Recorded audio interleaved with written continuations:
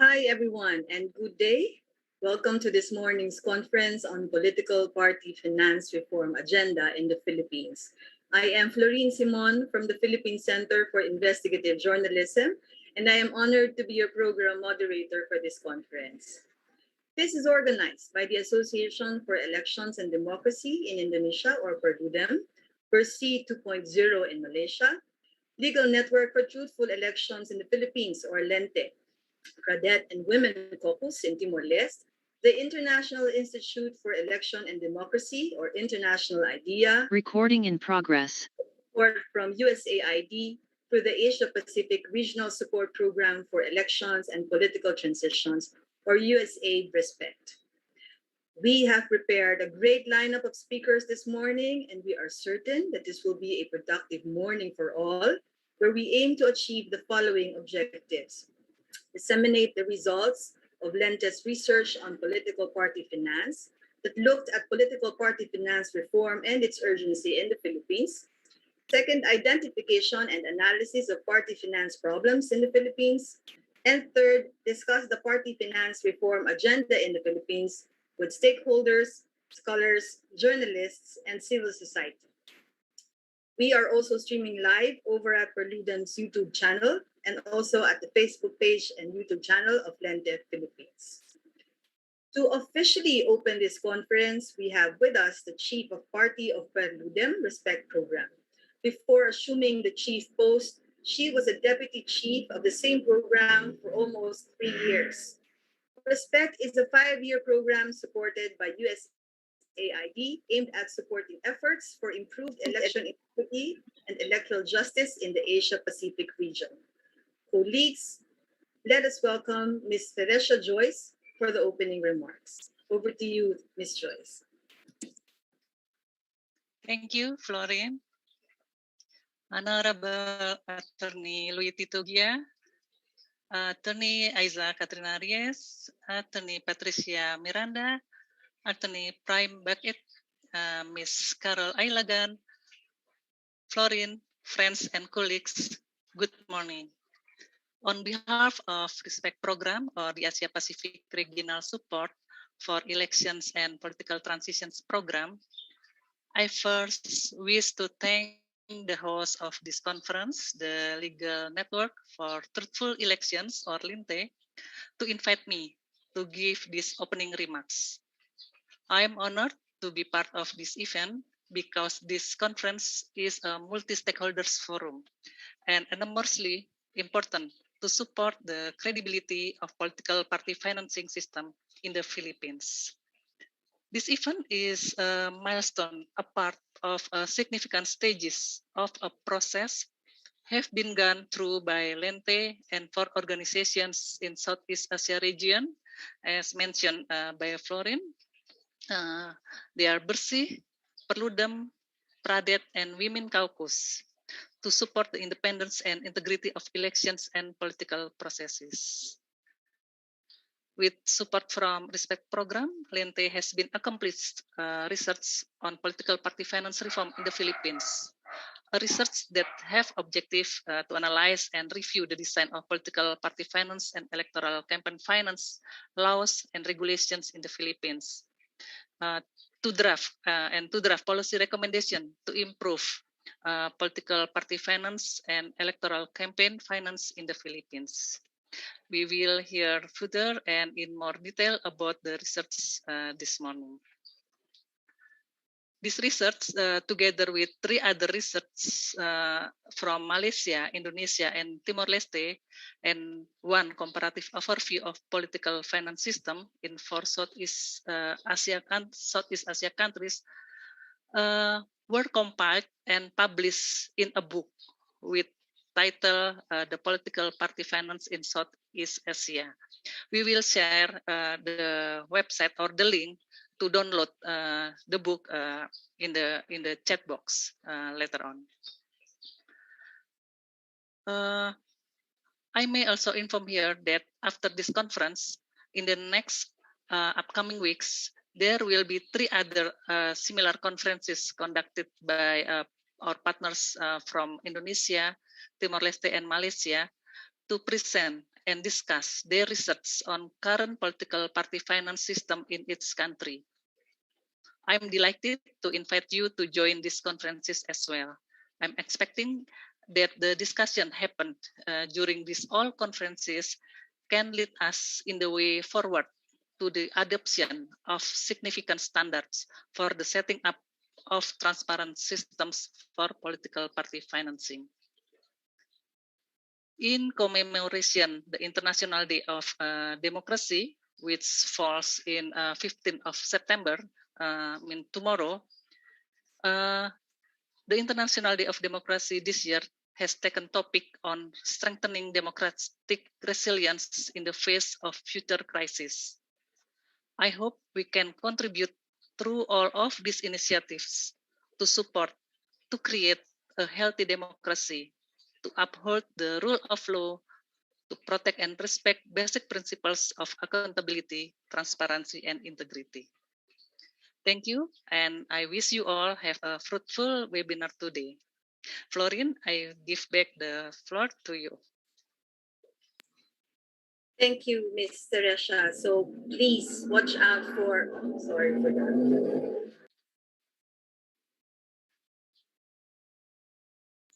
Please watch out for announcements for the next activities also connected with this program. All right, at this point, we will proceed to the highlight of the conference, where we will be hearing presentations from our keynote speaker and 5 resource speakers about political party finance in the Philippines. For our participants, please feel free to use our Q&A box at the bottom of your screens to type in your questions or comments as we move along with the presentations. Your questions will be entertained later during the open forum. All right. Our first in this morning's main agenda is a keynote speech that will serve as our framework input for this conference. Our keynote speaker is former Election Management Body Commissioner at the Commission on Elections, or Comelec. But before joining Comelec, he was also the Executive Director of LENTE and the founder of Libertas. To share with us his insights on political party situation in the Philippines, fellow advocates from Asia, please welcome Attorney Louis Tito F. Gia. Attorney Gia, the virtual floor is yours. Thank you, Florine. My friends from Perludem, Teresia, Joyce, how are you? My colleagues from LENTE, from Comelec, and friends who are here. I am honored and privileged to have been invited to give the keynote speech in this conference on political finance reform agenda in the Philippines. I understand that this is a series of conferences on political finance reform agenda in 4 countries in Southeast Asia, namely Indonesia, Timor-Leste, Malaysia, and the Philippines. I have always believed that continuing collaboration amongst electoral civil society organizations and election management bodies in their pursuit for electoral and democratic reforms can only produce fruitful outcomes because of geographical proximity and, of course, our shared political and socio-cultural experiences. I was also happy to learn that the keynote speaker of the earlier conference prior to our session now was Dr. Marcin Walecki. Dr. Walecki was the international political finance expert who came to the Philippines in 2007 and helped civil society organizations here jumpstart a groundbreaking campaign finance monitoring project. I was also lucky to have been a part of those who had attended this training because most of what I learned about political finance, beyond those that are in our electoral laws, I owe from him. Now, I was asked to talk about the situation of political party finance in the Philippines in the past, in the present, and its prospects in the future. My sharing would, of course, be far from being scholarly, as I am not an academic. I am a practitioner, though, with more than 30 years of election experience from my being part of our election management body, the Comelec, my involvement in electoral civil society work long before I joined government, and as an election lawyer who represented electoral candidates. Technically, when we speak of political party financing in its real sense, there is no past, nor is there present in the Philippines. But we can only talk about the future if we work effectively on reforming our politics. Why am I saying this?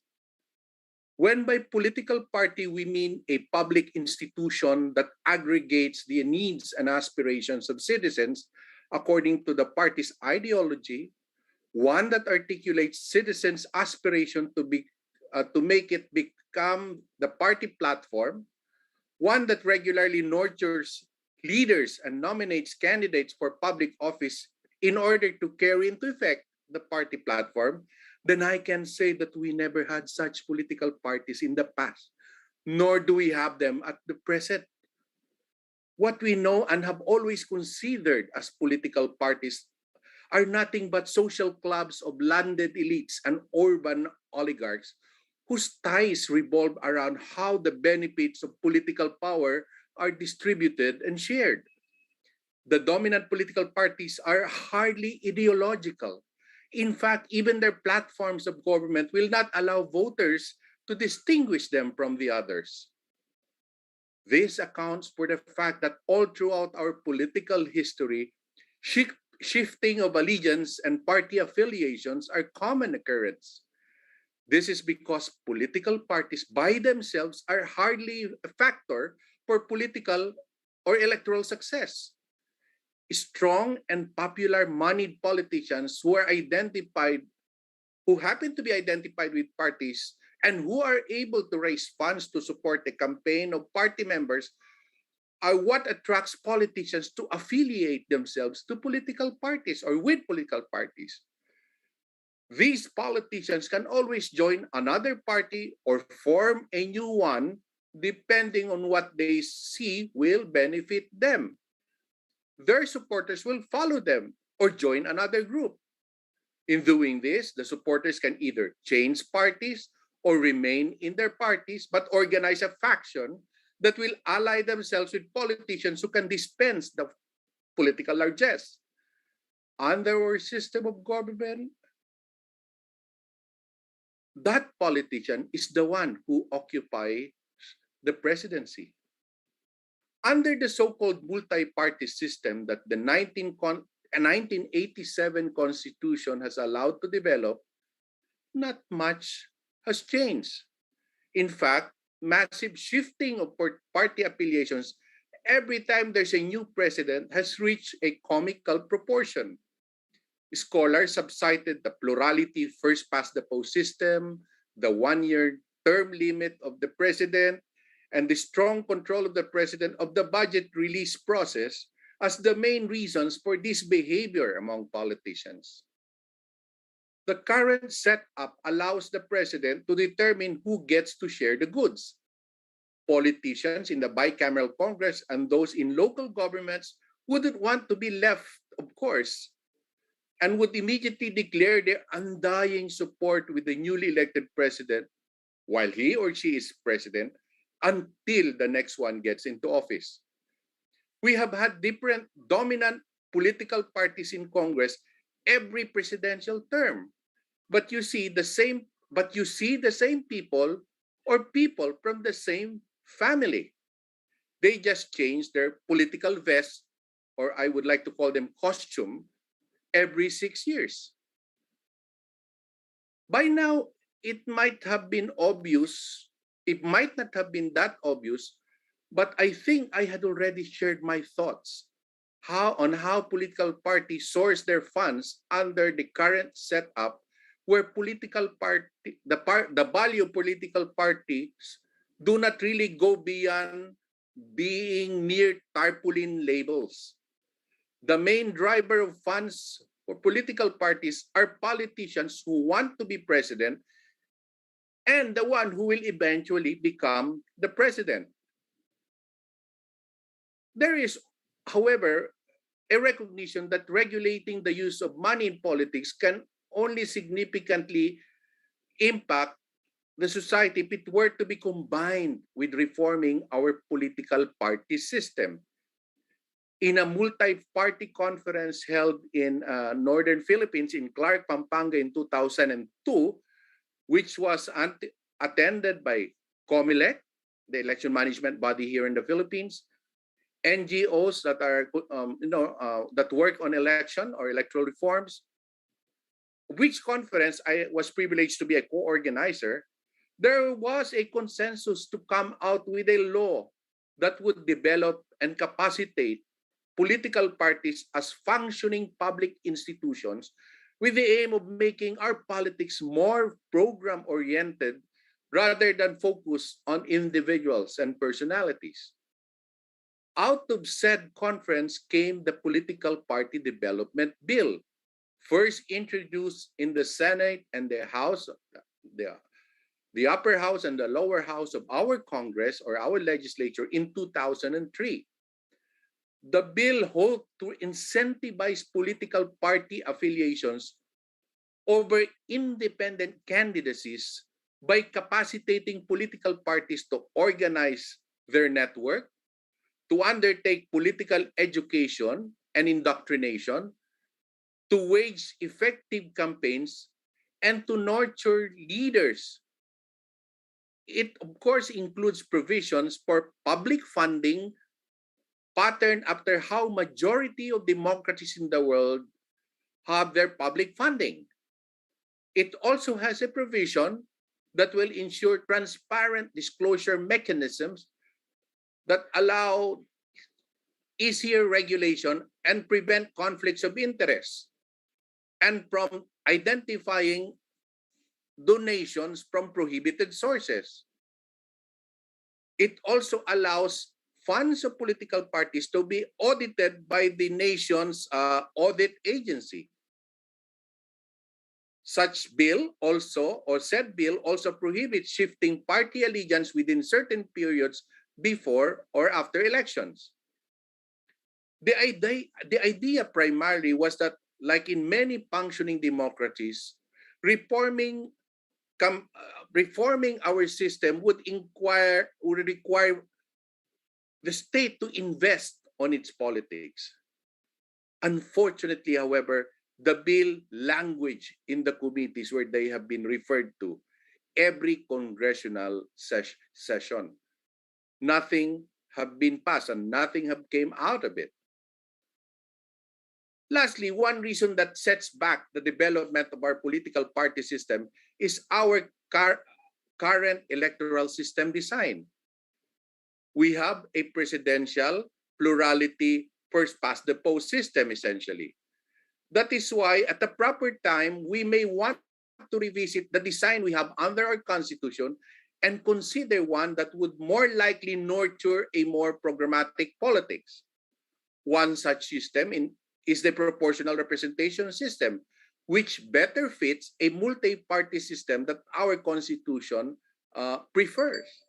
Or it could be an alternative or any alternative system that will change or mitigate the adverse impact of the current winner-take-all zero-sum plurality first past the post system, which has already been found in many democracies as less representative. Our party list system should have been that PR system, but it did not happen that way. Well, that's another topic for discussion.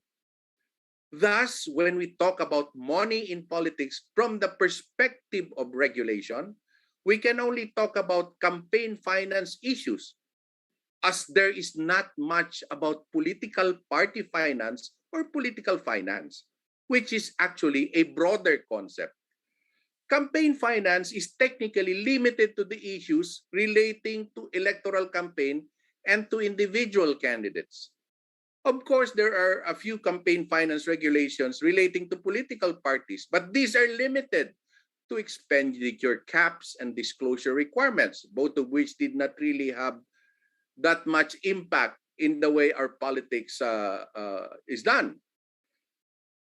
Nevertheless, interest in campaign finance issues have arisen in the last decade and a half, especially when a number of civil society groups started a focused campaign finance reform advocacy, as I have mentioned earlier.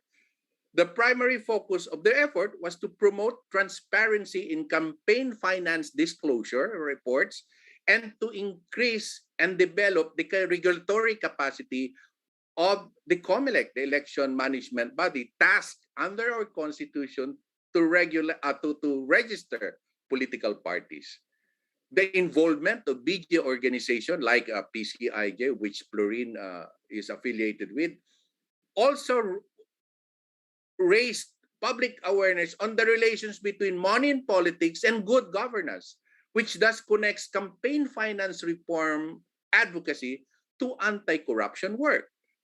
It was through this initiative, which then involved CSOs, media, and Comelec itself, that a semi-permanent campaign finance office within Comelec was created to have people dedicate their work on campaign finance regulation activities.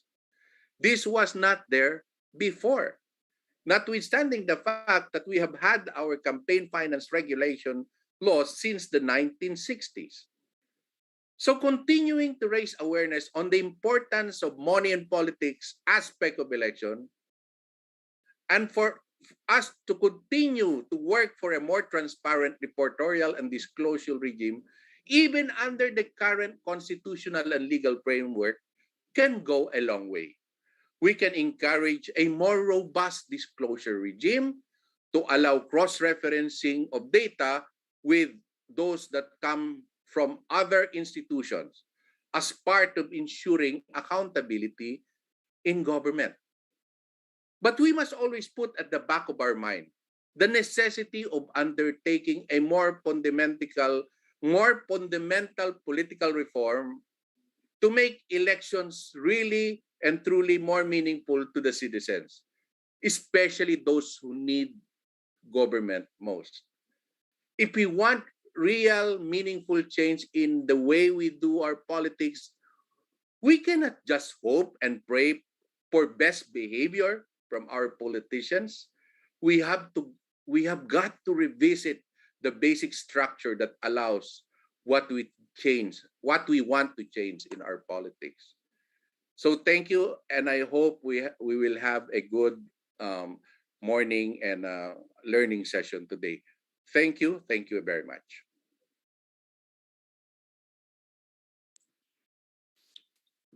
Thank you very much, Attorney Gia, for those valuable insights. Indeed, the task is overwhelming. Pushing for political party reforms is obviously not in the priority of our leaders, as seen in what happened in the proposed bill.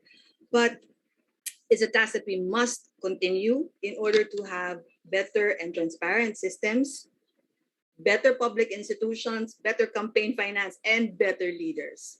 And to inform those actions, to inform the advocacy, we move on to our next speaker, who will provide the highlights of LENTE's research on political party finance in the Philippines. We have with us LENTE's lead consultant in the organization's political party finance and vulnerable sector work. Prior to LENTE, our first resource speaker was one of the main lawyers in the Office of Commissioner Louis Tito Atquia in Comelec, where she handled the random manual audit for the 2019 Philippine national and local elections. Friends, let us welcome Attorney Aiza Katrina T. Reyes. Good morning, everyone. I'm here to discuss our research paper entitled Political Finance in the Philippines. Can you share the presentation? Okay, so this research paper was completed in December of 2020 in partnership with Perludem. Let's go to the next slide.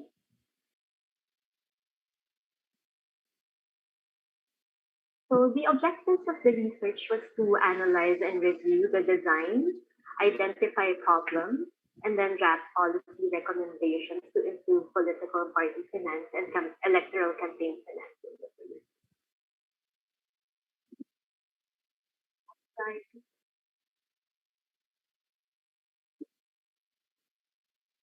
Let's go to our presentation flow. So we'll give a brief introduction, and then we'll go to our theory framework, And then we'll go to the meat of the research referring to political party finance. And then we'll do a quick rundown of electoral campaign finance issues in the Philippines. After which, let's go to the next slide. We will be presenting our specific recommendations or policy recommendations to improve political party finance and electoral campaigns. Next slide. So as an introduction, by definition, political parties in the Philippines should ideally be programmatic.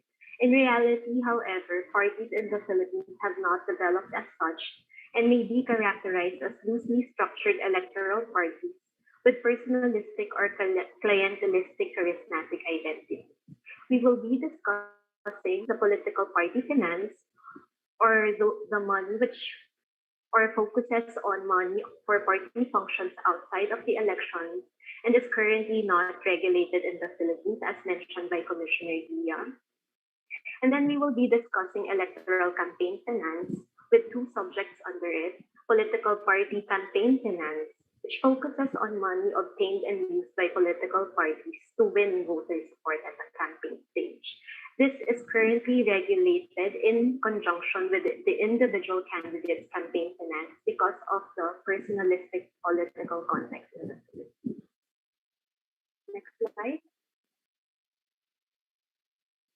Just a quick background on theory framework. The first topic under this would be our current political context. It was also mentioned a while ago that the current institutional design of the Philippine government that we have a presidential system with plurality system in single-member districts. So according to the research paper of Mr. Cosan and Merkel, a presidential system hinders the development of a stable, well-institutionalized, programmatic, weakly polarized political party system. And then plurality system in single-member districts actually stimulates competition between individuals and non-parties. And then we also found that we have clientelistic and charismatic parties in the Philippines as a dominant party type. It was observed during the interview that of the representative of a major political party in the 2019 Philippine elections, that references were repeatedly made to the party's charismatic leader as the driving force behind the party, and that the party engages in transactional dealings with party supporters. So this observation actually supports the dominant party type finding of Mr. Cosan and Merkel in their research paper. Next slide. Just a brief discussion on the current legal and regulatory aspects in the Philippines. For contributions, we have a definition under the Omnibus Election Code. Similarly, the definition of expenditures may be found in the same law. But for expenditures, we have additional laws such as Republic Act Number 7166, which provides for the expenditure limits in the Philippines. And we have Republic Act Number 9006 as amended, which provides for the discounts on certain types of election paraphernalia, such as those television advertisements that we see during the campaign period. For the reporting, we have the same law, which mandates that each candidate, RA 7166, which mandates that each candidate and political party treasurer to file with Comelec a statement of contributions and expenditures or SOSE within 30 days after election day. And then for enforcement, the same law provides the penalties for failure to submit SOSE, such as a bar from assuming office for elected officials. We have an administrative fine, and we also have a perpetual disqualification to hold public office. So this was discussed also by Commissioner Dia a while ago. We have developments or current pending bills on these subjects, such as House Bill number 6095, which aims to increase the current expenditure limit, and the important Senate Bills number 12 and 421 on political party strengthening. Next slide. The main topic of the paper would refer to political party finance. Okay, so based on our research, political parties in the Philippines depend mostly on membership fees, but these amounts are insignificant. We summarized and estimated the total amount of financing that the political parties we interview have annually. So the largest estimate that we have is political party two with a total amount of 48,250,000. But this is due to the membership fees of elected members or those in public office. But we also have the other end of the spectrum, political party number four, which would only have an estimated amount of 50,000 pesos of financing annually. Next slide. So during our interview, we also discussed with the representative of political parties as to their expenses and activities. All political parties are engaging in the recruitment of members as their primary activity, but they are facing issues on the recruitment of members because some of the reasons cited is the decrease in popularity of the party figurehead. Okay, so we also have other activities such as political education and advocacy-related activities such as the issuance of party stands on relevant issues in the Philippines. So from these facts, we can conclude that political parties in the Philippines do not achieve the goal of effectively representing their respective constituents. We can see that the membership in Philippine political parties is limited in number, and it is well known in the Philippines, as mentioned a while ago by Commissioner Gia, that party switching of elected officials and candidates is prevalent because of the lack of firm ideological basis and clear party platforms. Furthermore, clientelistic tendencies in supporting the party of the incumbent president exacerbate party switching issues. Next slide.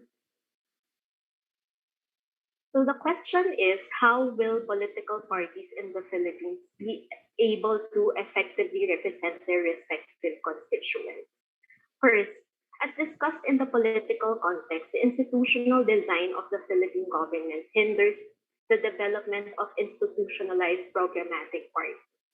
However, a reform of the electoral system from a plurality in single-member districts to proportional representation is a suitable measure to create stable and programmatic parties. That's the first step. Second step, we have to establish a formal institutional context which refers to official rules that govern political parties. Currently, political parties are required to register and seek accreditation from Comelec. However, although minimal regulation is not necessarily a hindrance to political party development, we can see the Philippine context on political parties shows the need for specific regulation for two purposes. First is to foster internal party democracy, and second is for the provision of state subsidies. Next slide. So when we say that we want to foster internal party democracy, what we want to happen is to implement a minimum set of norms within the organization of political parties to give ordinary members greater influence on issues such as candidate selection, leadership selection, and all that form. So what will happen if we find that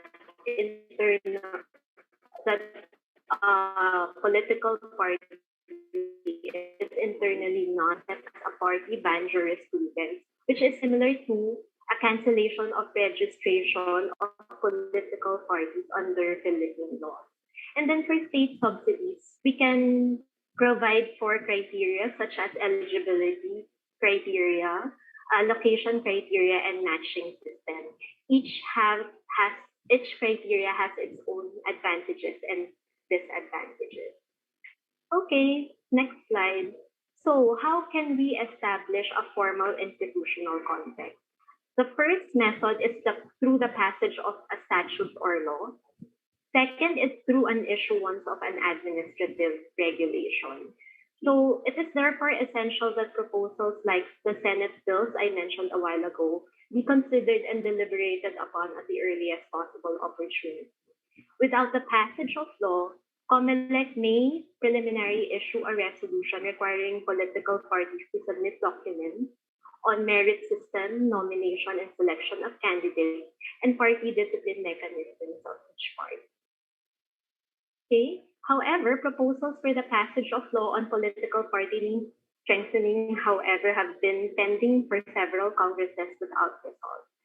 And then we have observed that recent development shows that there is a decline of political parties in other countries.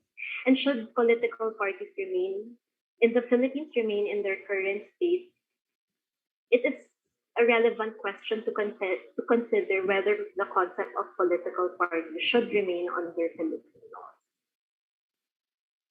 Okay, let's go to our next topic on electoral campaign finance. Next slide. We have just a quick run through because of time constraints. The first topic under this would refer to contributions. The first issue we identified on this is that we have currently no limit on contributions. However, we have Republic Act number 11232 or the Revised Corporation Code of the Philippines, which granted domestic corporations the power to give reasonable donations for purposes of partisan political activity. So we see that the legalization of the corporate donations will likely cause a significant increase in electoral campaign finance in the 2022 national and local elections, during which a new president will be elected. If assumed to be true, this will compound the present problem that there is no limit on campaign contributions under Philippine law. Next slide. The second issue we identified for contributions is the incumbents of abuse of state resources. Next slide. We have the current Omnibus election code, which criminally penalizes abuse of state resources despite the prohibition candidates attempt to circumvent this provision. Okay, and then we go to expenditures. The first topic is the unrealistic expenditure limit,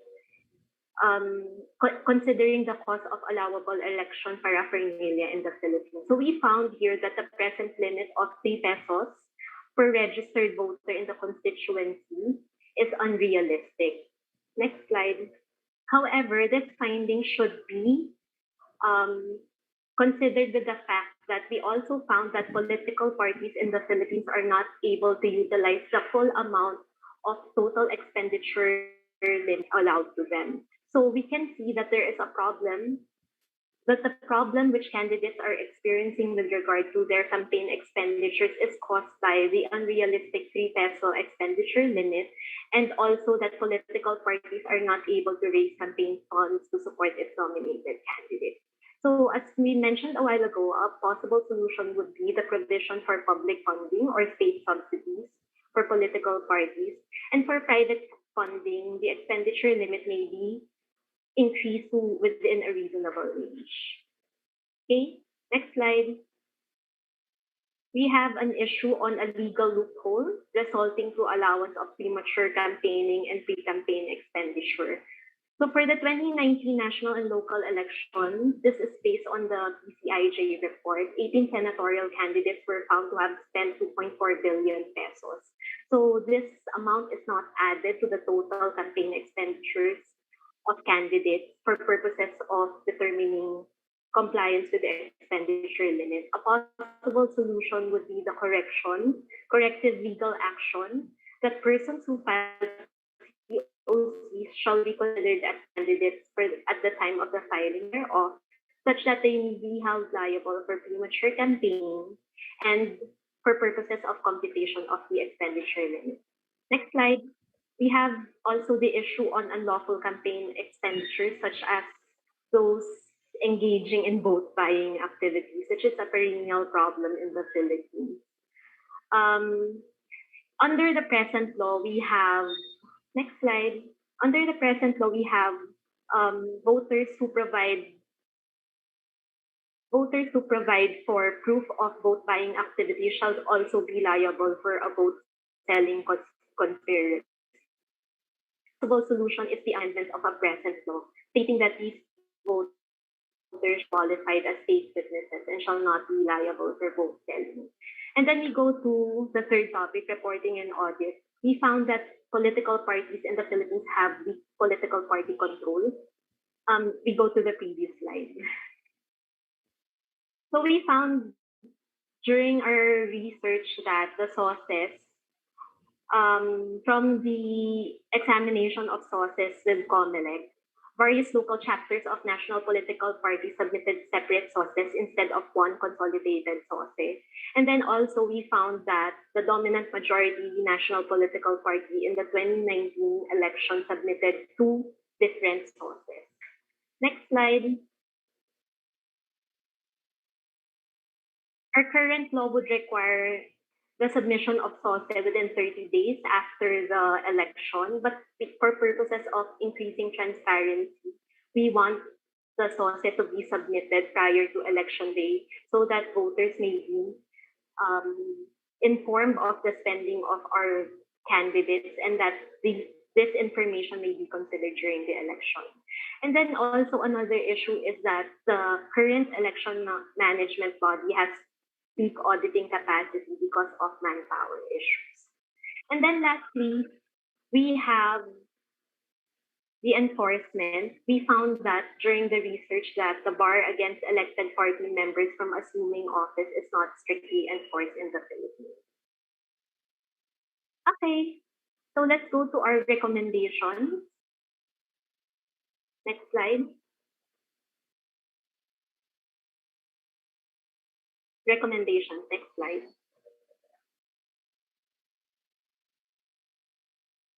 Okay, so as mentioned a while ago, just a brief summary, the previous slide, we want to consider a shift from plurality in single-member districts to proportional representation. And then for political party finance, we want the current fairness bill numbers 12 and 421 to be considered and deliberated upon. Also, in the same law, we can provide for state subsidies or public subsidies to our political parties. Next slide. So for electoral campaign finance, we just, a few examples of our proposals would be for the Congress to enact a law to specifying the amount of contribution limit. And then next slide. We also want the increase of our expenditure limit within a reasonable range. Okay, next slide. Comelec may also make use of technological advancements in data gathering for real-time monitoring of electoral campaign finance. And then also for the strengthening of our current election management body, we may want to consider to create a new department in Comelec to handle political party finance and electoral campaign finance. And then lastly, for good governance, we want civil society organizations to undertake a citizen engagement campaign on good governance standards for public services. So with that, I end my presentation and thank you for listening to our a summary of our research paper. The specific discussion can be found on, as stated by Felicia a while ago, that this will be provided in the chat box. Thank you very much.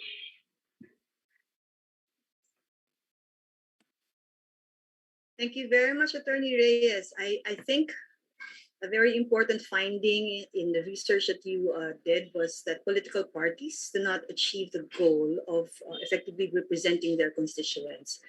This highlights that pushing for political party reforms is not for political parties per se, but for their constituents, and so the need for everyone's involvement in this endeavor.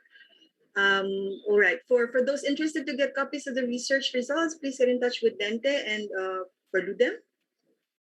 And yes, I was informed that we have a guest in the audience. Before we move to the next part, let me please recognize Honorable Ras Mitmuk, Member of Parliament of the Bangsamoro Transition Authority. Thank you for joining us, sir.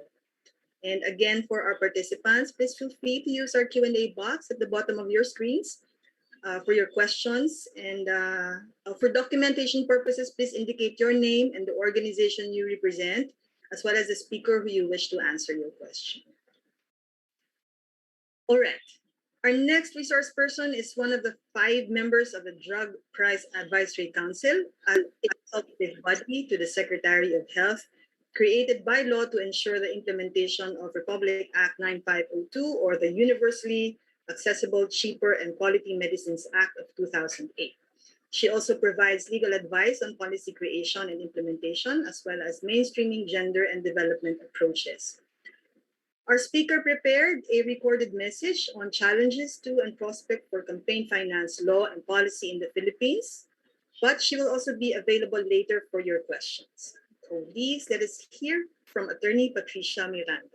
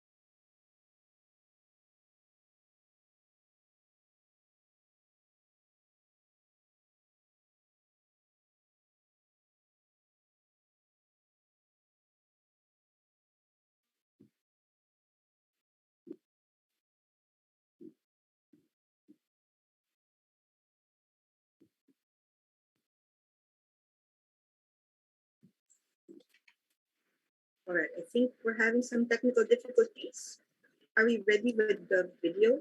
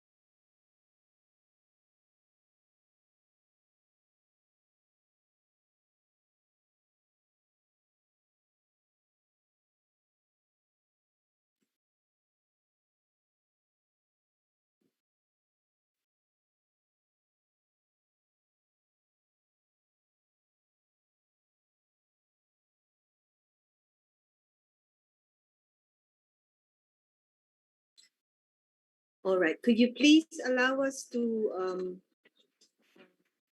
troubleshoot this problem and let us have our wellness break first? And then when we come back, we will have the recorded message of Attorney Miranda on cue. Okay, so let us have our wellness break first for 5 minutes. It's 10:55 in my clock, so I hope to be joined again by everyone by 11 a.m. Thank you.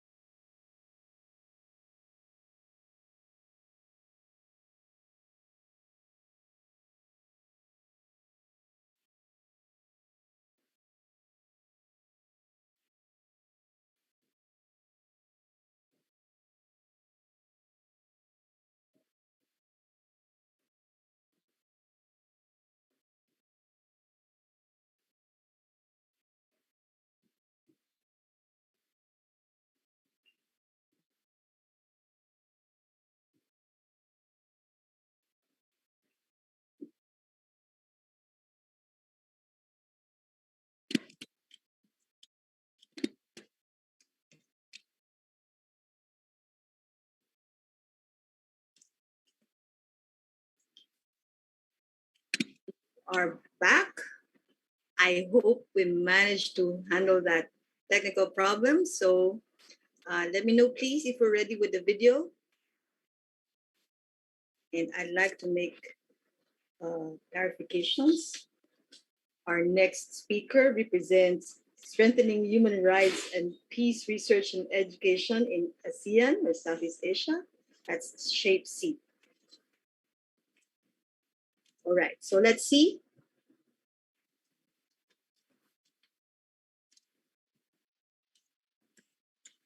We're good. Good morning, everyone. Grateful to be here with you all today. My name is Patty Miranda. I'm currently the Digital Engagement Specialist of Shape C. Shape C is a regional human rights program housed at Mahidol University in Thailand.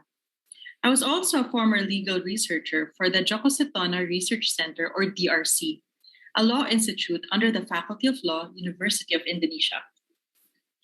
But first, a short introduction about our work at Shape C. The ASEAN University Network on Human Rights Education is a network of 30 member universities. It collaborates with the Southeast Asian Human Rights Studies Network to jointly run the Shape C program. In the Philippines, UP, Ateneo, and DLSU are the 3 universities involved with the ASEAN University Network. Shape C envisions and works towards a culture of human rights and peace in Southeast Asia through research, education, and academic activism. We cannot properly discuss campaign finance reforms in this country without also highlighting the mutually reinforcing relationship between good governance and human rights. So please do visit our website at shapec.org to learn more. Today, I will be providing a snapshot from a paper I wrote on campaign finance as a researcher for DRC. You can access this paper and more on Perludem's website, which hosts the first volume of the Asia-Pacific Journal of Election and Democracy.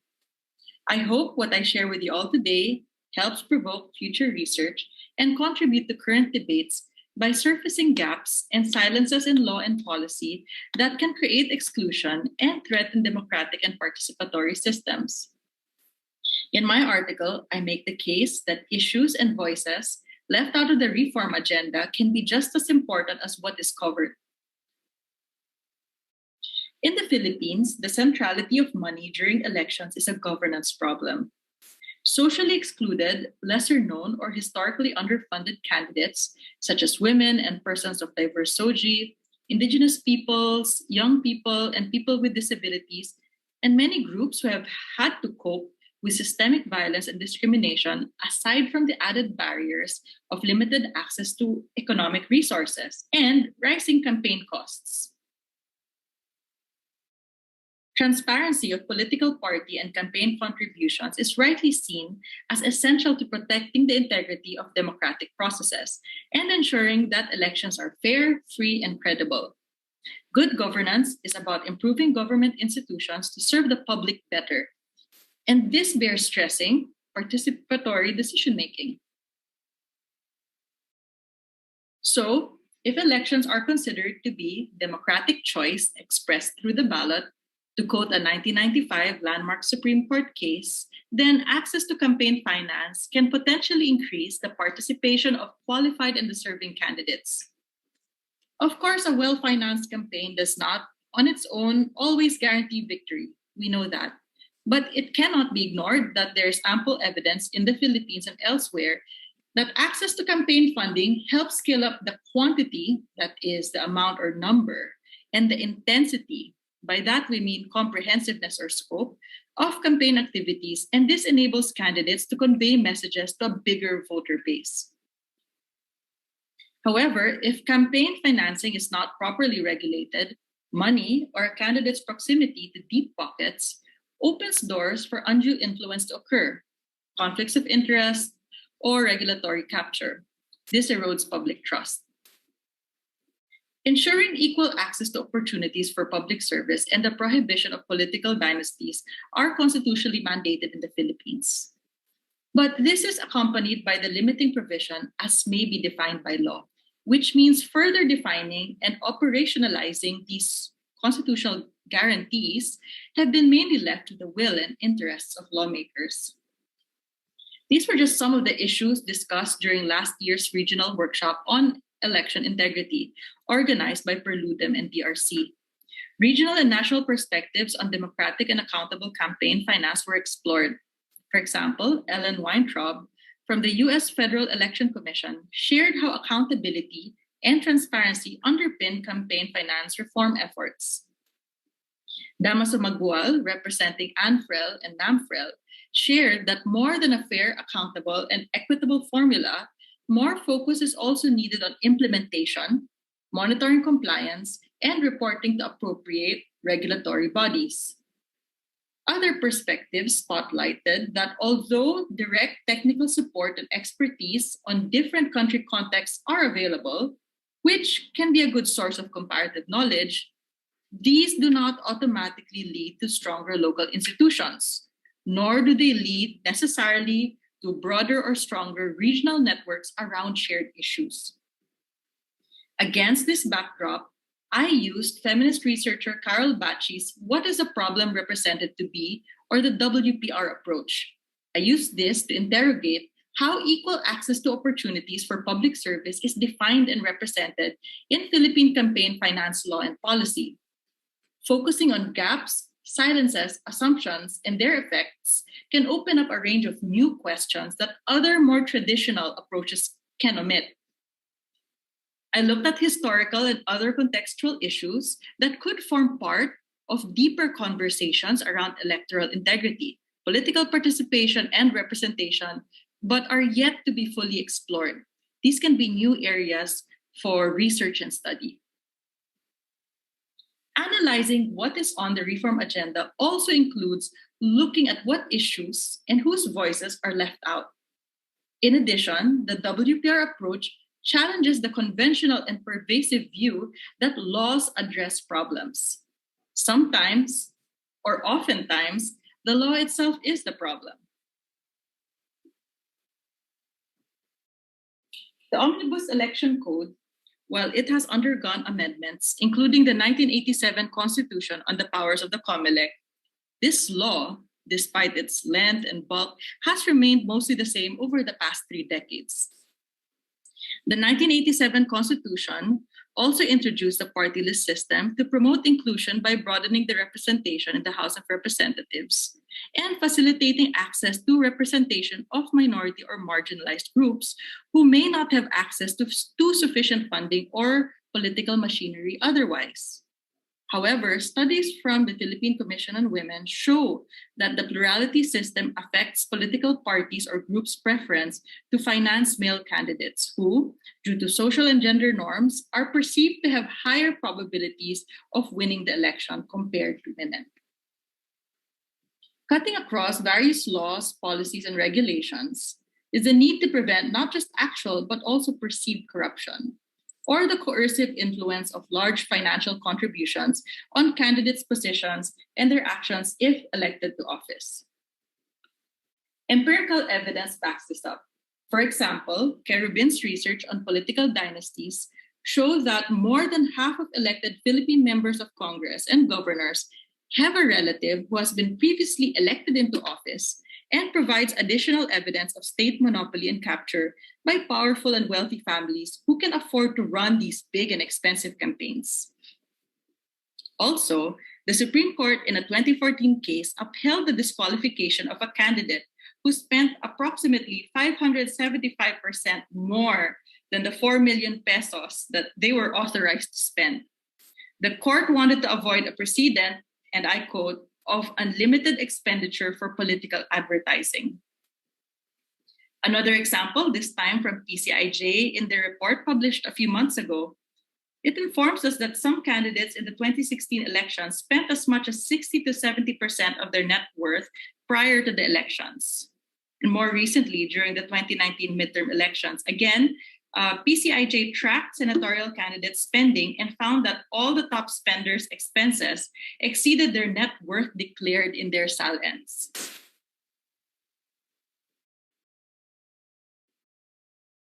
Disclosure requirements contribute to ensuring transparency and prevent conflicts of interest.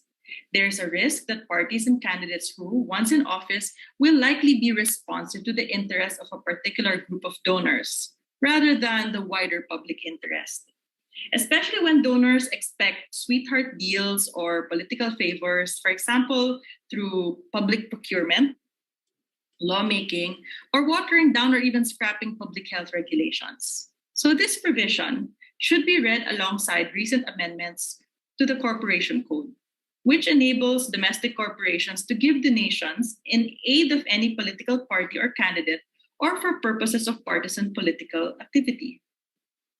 Before, the old Corporation Code absolutely prohibited both foreign and domestic corporations from donating to any political party or candidate. Now, a non-exempted domestic corporation can donate to any political party or candidate during elections or contribute to any partisan political activity. The full impacts of this revision will most likely be seen in the upcoming Halalan 2022.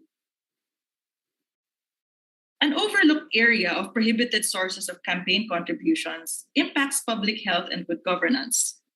The WHO Framework Convention on Tobacco Control, or the FCTC, the first global health treaty to which the Philippines is a state party, is the basis for prohibiting tobacco industry donations and sponsorships.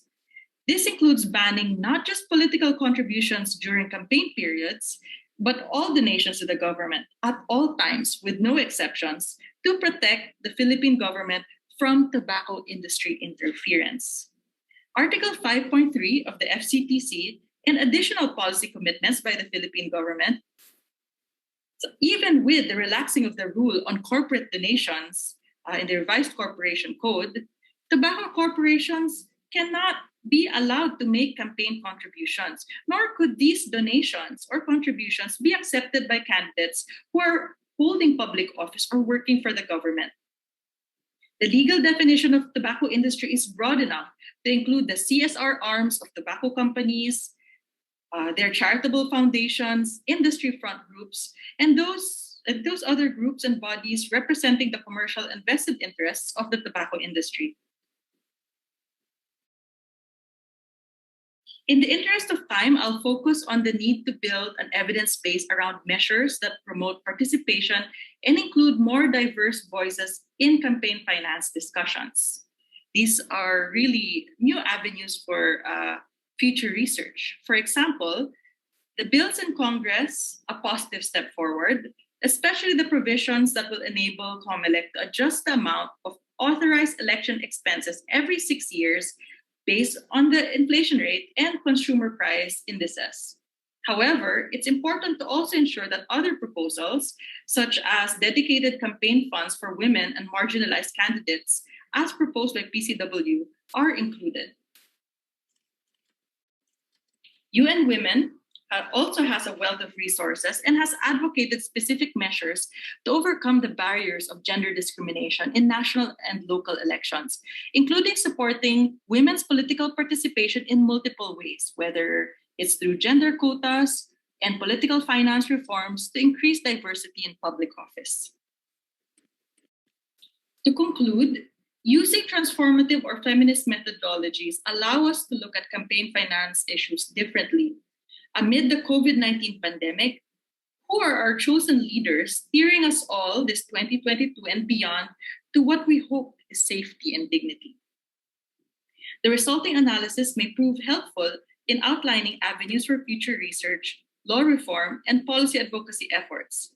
It invites us to envision alternative and inclusive proposals to ensure that the ability to run for public office rests on merit rather than the deep pockets and financial influence of candidates.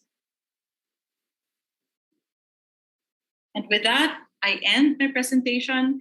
If you have any questions or want to discuss further, we can continue the conversation during the Q&A or online. Please keep in touch with us at ShapeC.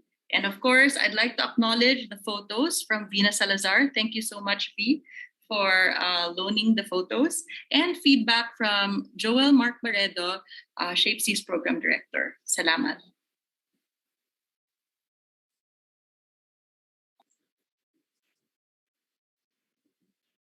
Maraming salamat, Attorney Miranda, for sharing your work and informing reforms to improve campaign finance practice in the Philippines to ensure an equal playing field for all. We understand the importance of this as we believe that adherence to campaign finance rules or lack of it tells so much as to how candidates will perform when elected into office. All right, we move to our next speaker, who will discuss the role of election management body on political party finance. We have this morning the head of the Campaign Finance Office of the Commission on Elections. As the head of the CFO, he ensures that the office performs its mandate under Philippine electoral laws. Fellow advocates, let's please welcome Attorney Prime Bag-it. Thank you, Ma'am Florina Simon. Thank you for the introduction. Good morning to everyone, and that I hope that we are all safe, no? And I am asked now to discuss about the role of the election management body in the political party finance. Okay. Okay. Next slide, please. Okay. Okay. So let's have some preliminaries, of course, for the benefit of others. No, the election management body in the Philippines is the Commission on Elections, or what we call simply as Comelec. No? It is one of the 3 constitutional commissions. You have your Commission on Audit, Civil Service Commissions, and Comelec. No? The Philippine government has 3 separate branches or department. The executive, which implement the laws, the judiciary that interpret the laws, and the legislative one that enact the laws. No, we have 2 chambers or houses: the upper house, which is the Senate, and the lower house as the House of Representatives. No, the Comelec being a constitutional commission, it is independent from the legislative, executive, and judiciary. In fact, it is a highly specialized administrative body tasked to enforce and administer all laws relative to the conduct of elections, plebiscite, initiative, referendum, and recall. No. The Philippines is a signatory to other conventions to move to. And the United Nations Convention Against Corruption, or the UNCAC, outlines the basic concept of political finance transparency in Article 7.3 that calls to consider taking appropriate legislative and administrative measures to enhance transparency in the funding of candidatures in public office and, where applicable, the funding of the political parties' financing, no? Including the requirements of public annual accounts. In connection thereto, on October of 2015, and in the preparation of the coming 2016 election, the CFU, another unit, was renamed into a campaign finance office. No? This office was primarily served or responsible for the implementation of all existing campaign finance laws, rules, and regulation. It shall also be responsible for the implementation of all subsequent legislative acts related to campaign finance enacted by Congress, as well as the implementation through the various issuances of implementing rules and regulations promulgated by the Commission. Okay, so foundation of campaign finance regulations are based primarily, of course, in our provisions of our Constitution, the Omnibus Election Code. You have there the laws, specifically, particularly the Republic Act 7166 and the Republic Act 9006, or Fair Election Act. Republic Act 7166, that is an act as synchronizing national and local elections. No? And of course, the number 4, the Comelec issuance of implementing rules and regulations. Next slide. Okay, political party finance. No, but before we go there, of course, about the political parties situation here in the Philippines, we have a multi-party system. Many political parties, so long as they are accredited or registered by the Commission on Elections, they are allowed to compete or field candidates and compete in given elections. No? Political party, as we know, is an organization or group of persons holding similar ideas about politics, promoting ideology, platform or government or policy goals.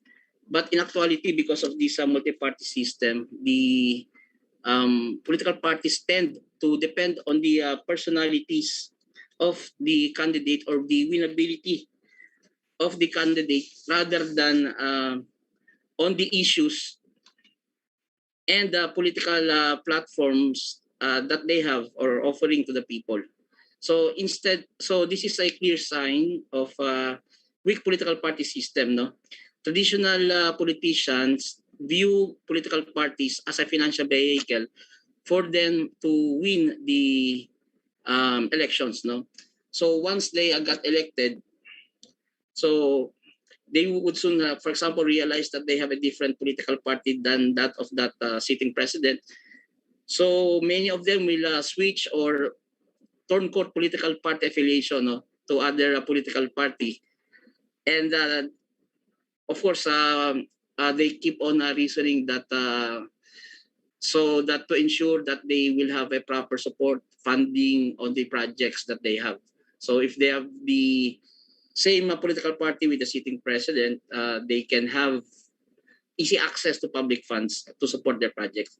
So we can see that there is an absence of party loyalty or adherence to the party's ideological principles, platforms, and programs. No, there are pending bills in the Senate and Congress that aim to strengthen our political party system and address this political turncoatism, or what we call as political butterflies. No? Those politicians or those people who float from one political party to another for their own purposes and convenience and personal interest.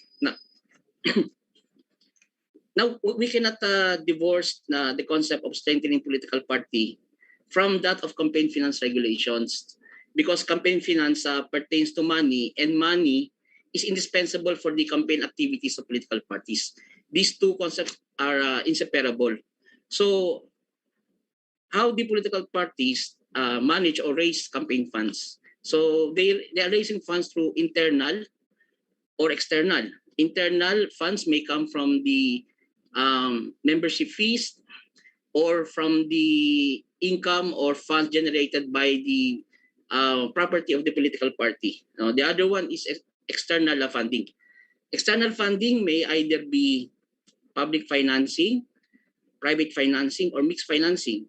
So public financing, there is a state subsidy, which is given by the government, and the public funds is used for political activities. But not all subsidies given by the government are in the form of money. Some of them are exemptions in fees or government services like postage. So you have there the case in, I think they do that in Australia and Canada. Now, in the Philippines, we don't have this one, no? State subsidy, but there are pending bills so similar to this, where the government will fund the activities of the political parties before the elections, or reimburse those expenses made by the political parties after the elections. I remember one of the feature of those proposed bill. One of the features that a political party once availed the subsidy from the government is not is prohibited from accepting private financing.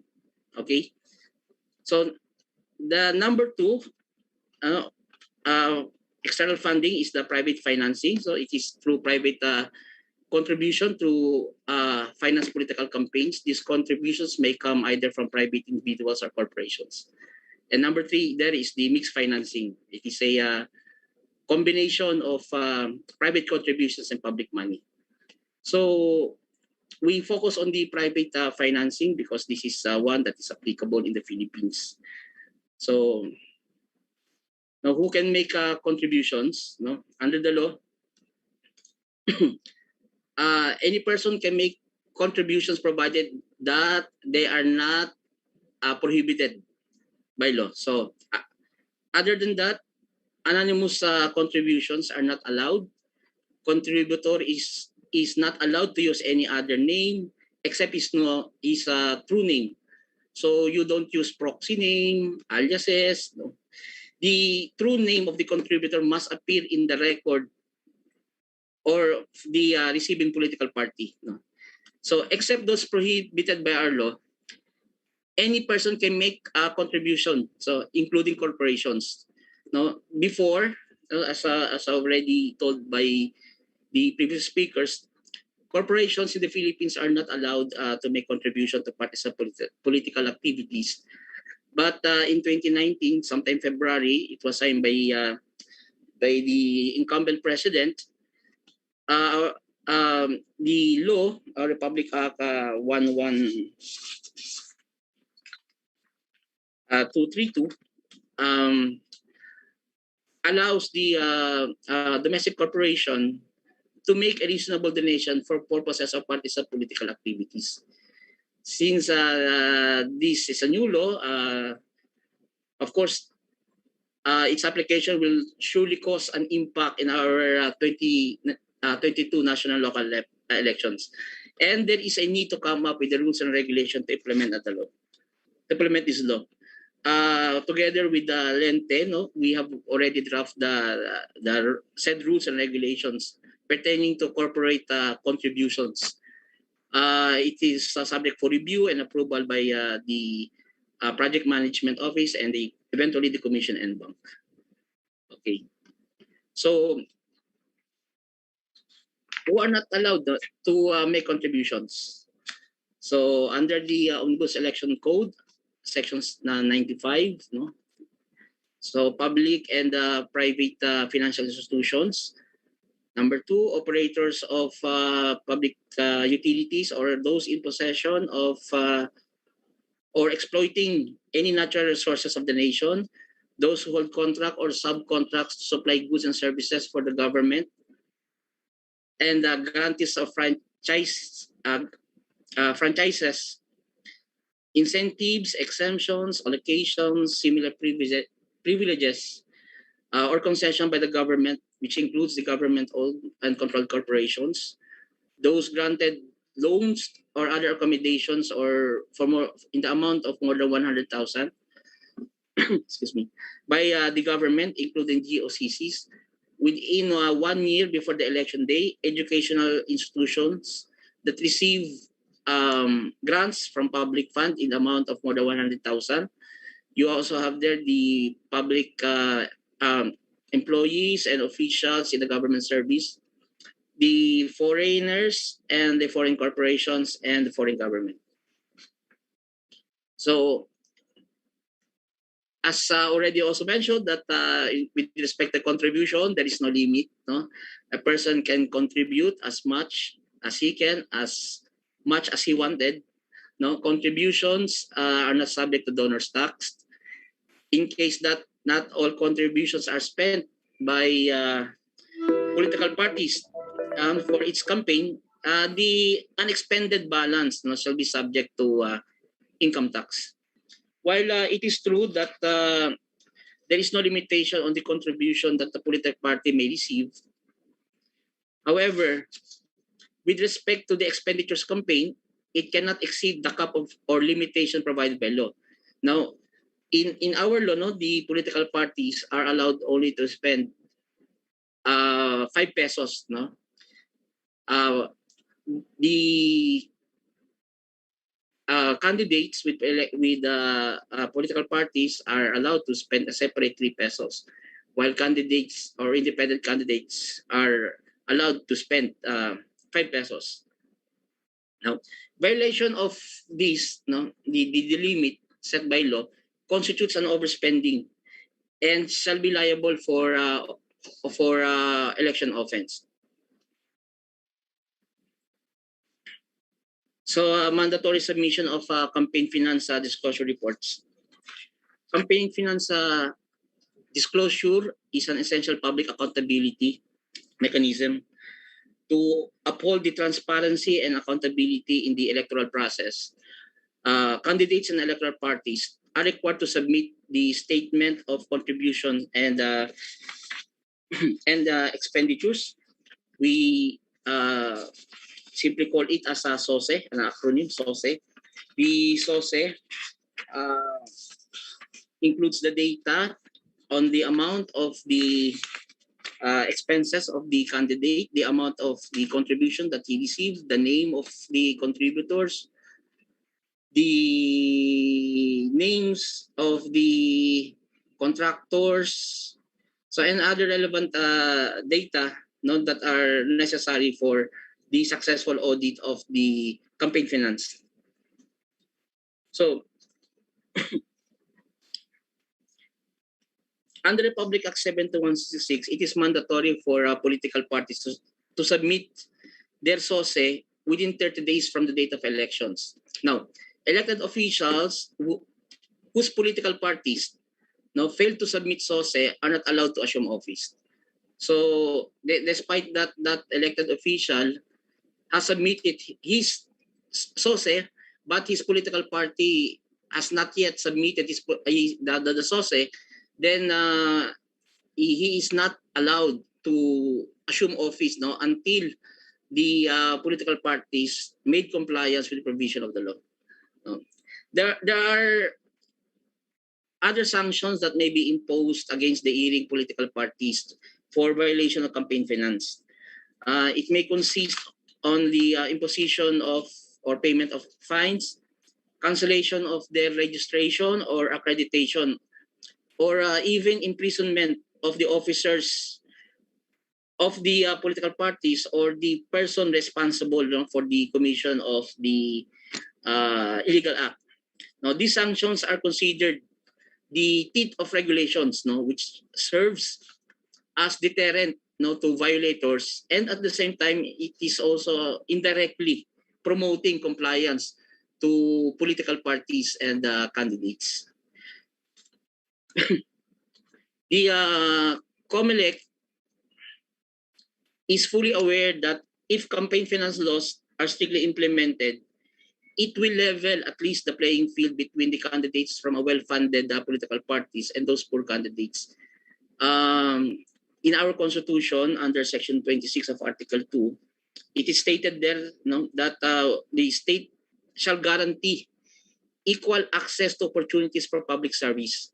So, money should not be a determination, a factor in determining a factor for the entrance in the public service, and it should not also determine the results of the elections. Too much circulation or money circulating in the elections is a serious threat to democracy, as it poses to undermine the determination of the will of the people as expressed in ballots. In fact, it is considered as an antecedent or a precursor crime of vote buying and vote selling. The right to vote is a sacred right.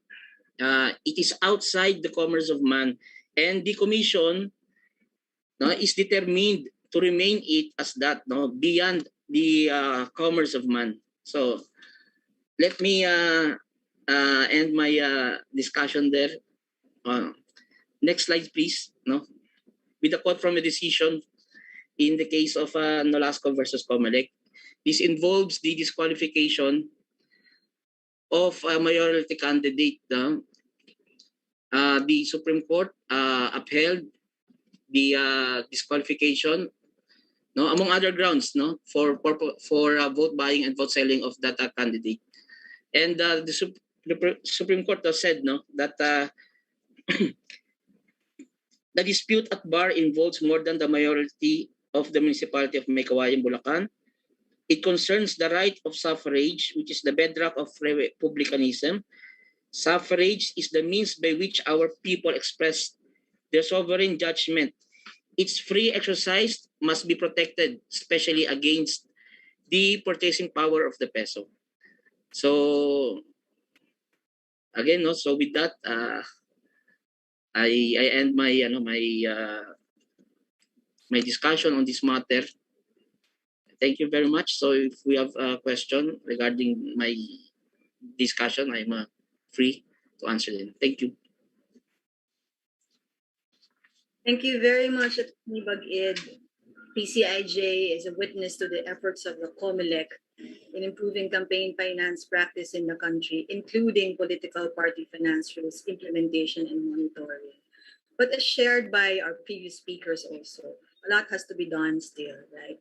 And so we must all remain vigilant. And yes, our next presentation will dig in deeper on the role of media in campaign finance monitoring. Our next speaker is a journalist and a journalism educator. She reports for and manages the editorial desk of the Philippine Center for Investigative Journalism. She works with reporting fellows and visual storytellers to help shine a light on underreported issues, including campaign finance. She also teaches investigative reporting and data journalism at journalism schools. Fellow advocates, please welcome Ms. Carol Ilaga.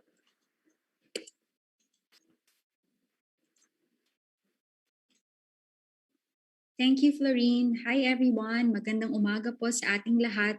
Let me just share my screen.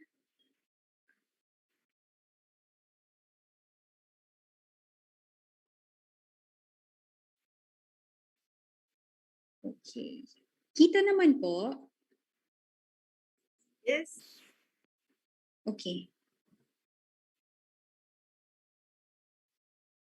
All right.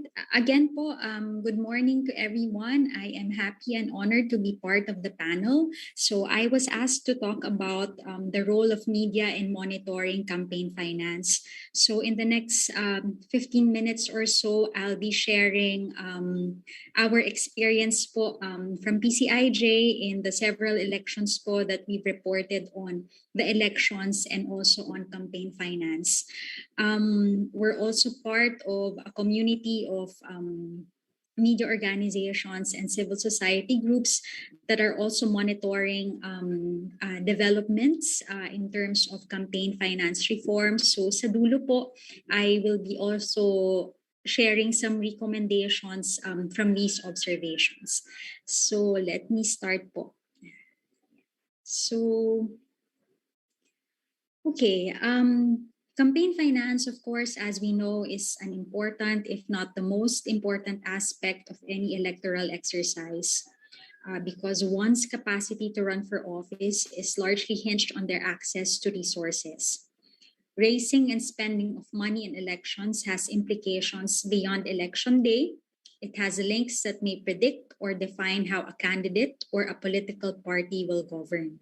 Kanina nga po, nabanggit po ni Commissioner Gia na actually pwede rin pong tingnan natin ang campaign finance beyond the context of elections, but also as an anti-corruption and a good governance activity more than it is just an election activity.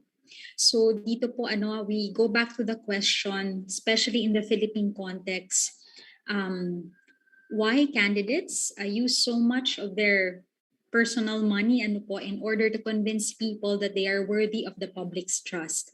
So it has become even more imperative for the media to report on campaign finance and also the wealth of public officials, not only during the election period. Now, I'm going to give a brief history of campaign finance reporting in the Philippines. I think maganda pong maintindihan yung history pong ito because it says a lot about the development, the opportunities, as well as the challenges that we have ahead pa rin po as discussed by our panelists earlier. So, the coverage of campaign finance, although far from ideal, has come a long way po from being ignored to becoming a key part of public discourse. While news coverage has included money matters such as vote buying or who's who on the rich list, the last decade has seen a gradual shift in the media's focus on the influence of money in politics and vice versa. The shift, kahit po gradual, may be traced back to collective efforts done by election watchdogs, freedom of information advocates, and media groups to bring campaign finance high on the election agenda. So nabanggit po ito kanina. actually, importanteng taon po yung 2007. In 2007, a network of civil society organizations formed the Pera at Politika, or the Money and Politics Consortium, to conduct activities to review how and why candidates spend huge sums of money to get elected. These included the counting of campaign posters, estimating how much each poster would cost, and projecting how much candidates spent. This was done through the support of the International Foundation for Electoral Systems. And through this, the network was able to follow the money during the 2010 elections. The group also held public events during the campaign, highlighting the huge advertising spending by candidates, at the same time tackling various election issues. The work done by civil society, complemented by the media covering these activities, helped push the demand for the Commission on Elections to take on concrete steps to institutionalize campaign finance work. So tulad din po ng nabanggit kanina, especially po with the presentation of Attorney Prime Bagid, malaki po yung naging pagbabago po sa Comelec. At the time po, then a new commissioner, lawyer Christian Robert S. Lim, took the cudgels of leading the campaign finance unit by crafting a plan and overseeing how Comelec could perform this role. Prior to the formation of the CFU, the enforcement of campaign finance regulations was under the Comelec Law Department. With Commissioner Lim heading the CFU, Comelec embarked on a massive training of all of its field officers for them to better understand their role in campaign finance regulation work.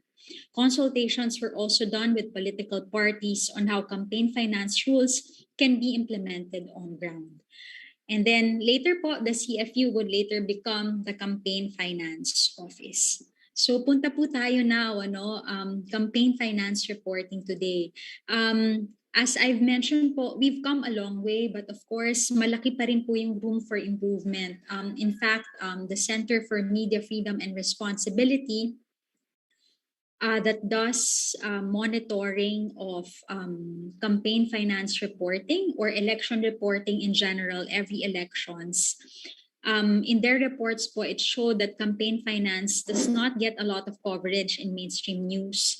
Primarily po, pag tinignan yung themes, campaign conduct in the last two presidential elections still top the list of themes covered by the news media.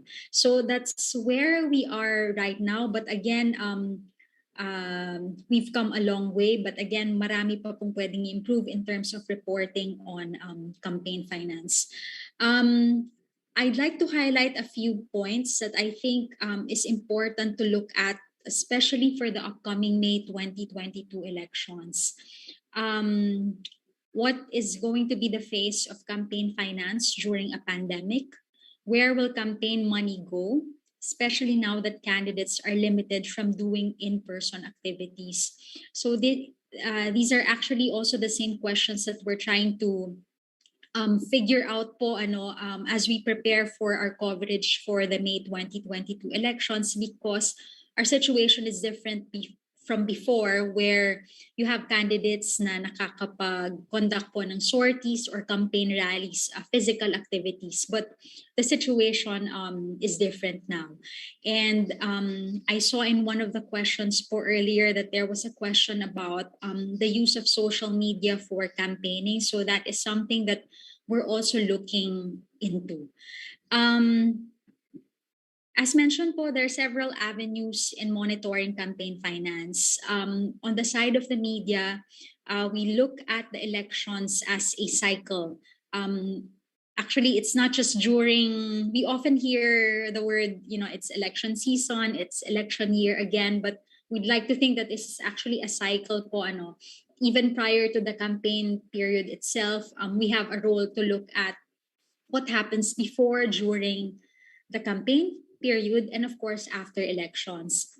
For before the campaign period, it was highlighted earlier the importance to look at pre-campaign activities. I mentioned earlier social media advertising, and of course the use of government resources. During the campaign period, pasok pa rin po dyan use of government resources and also use of own money of our candidates, especially those who are incumbent or who are public officials.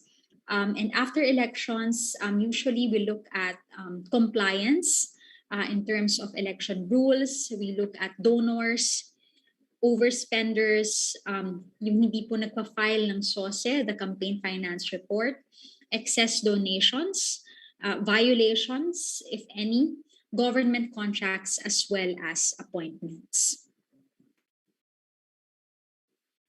As for recommendations that I shared earlier, again, this is informed by our engagement with the other news organizations and also civil society groups.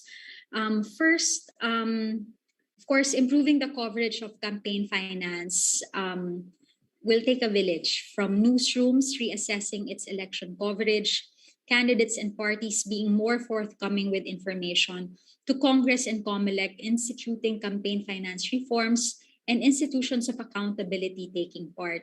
First po is open and timely access to information.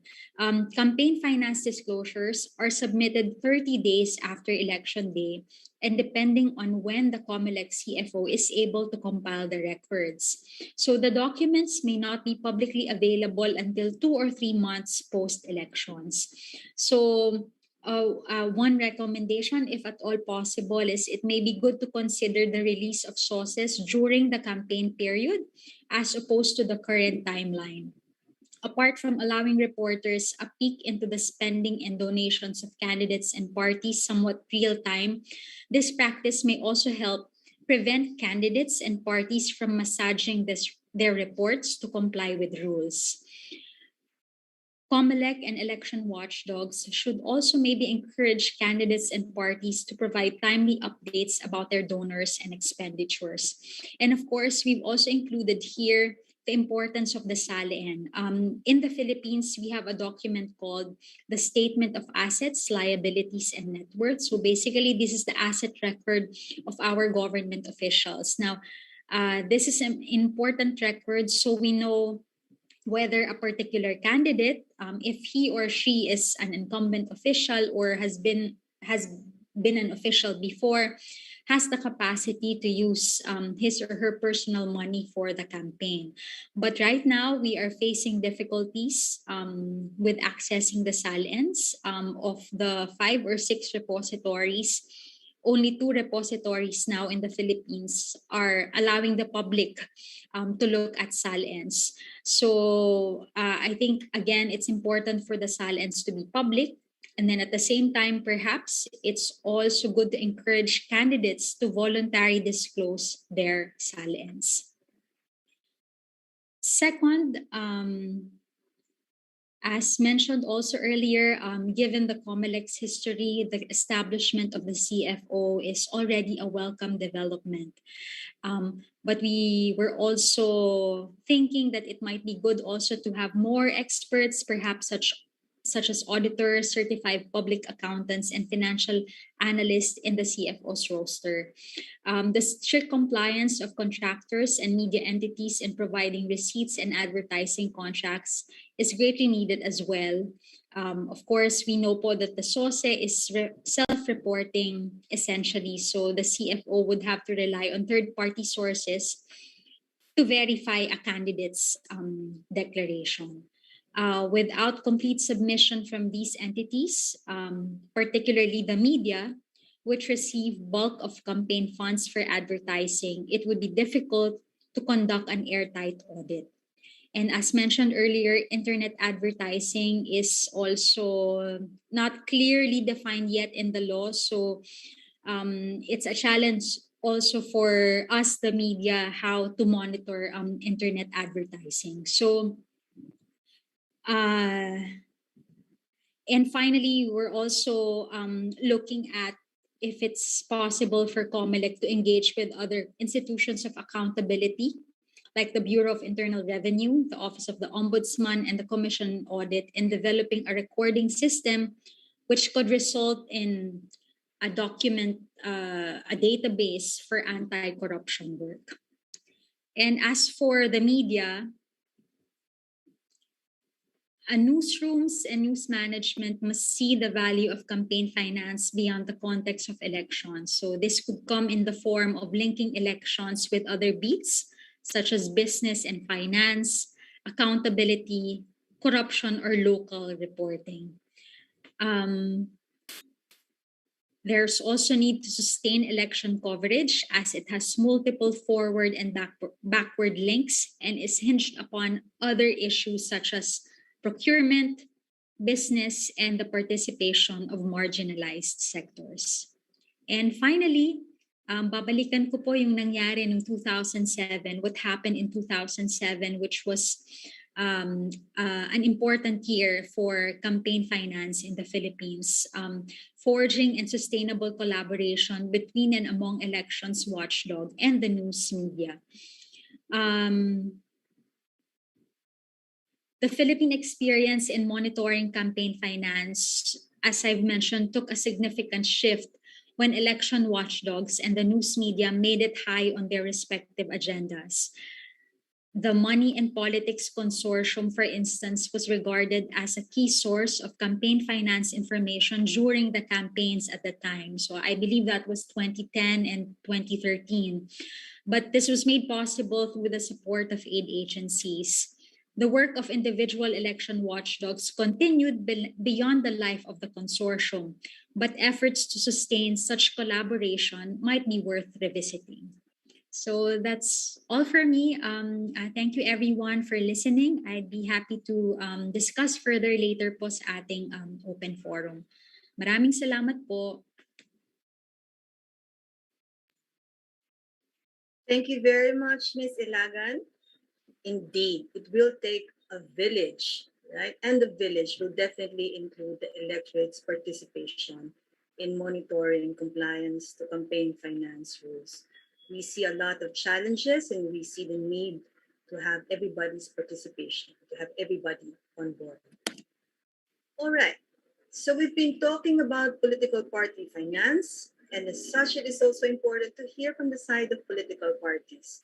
And we have our next speaker for that purpose to particularly discuss the importance of political party finance and political party survival.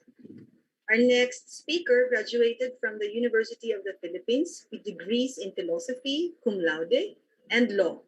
He got his master's in public administration from the Maxwell School in New York as a Fulbright scholar.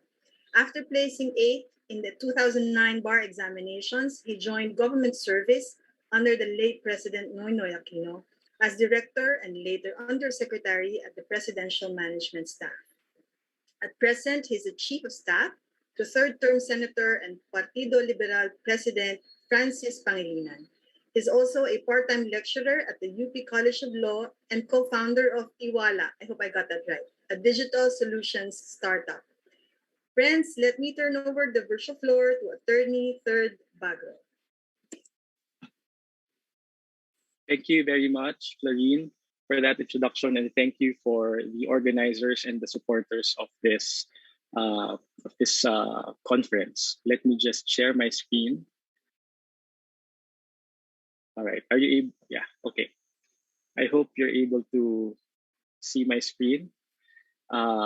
So I have 15 minutes, and I hope to be able to beat the time so that we can have a good discussion and break for lunch. So I was already introduced earlier.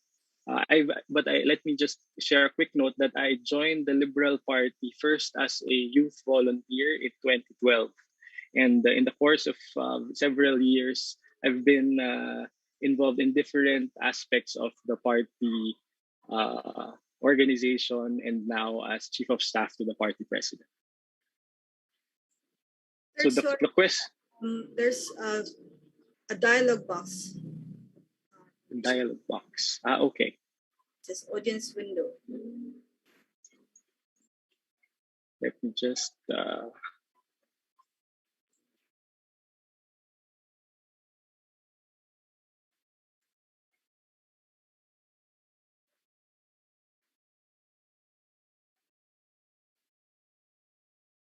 Okay.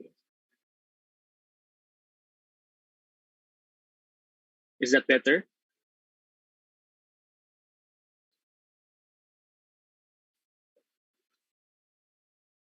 Is that better, Florine? It's black from my end.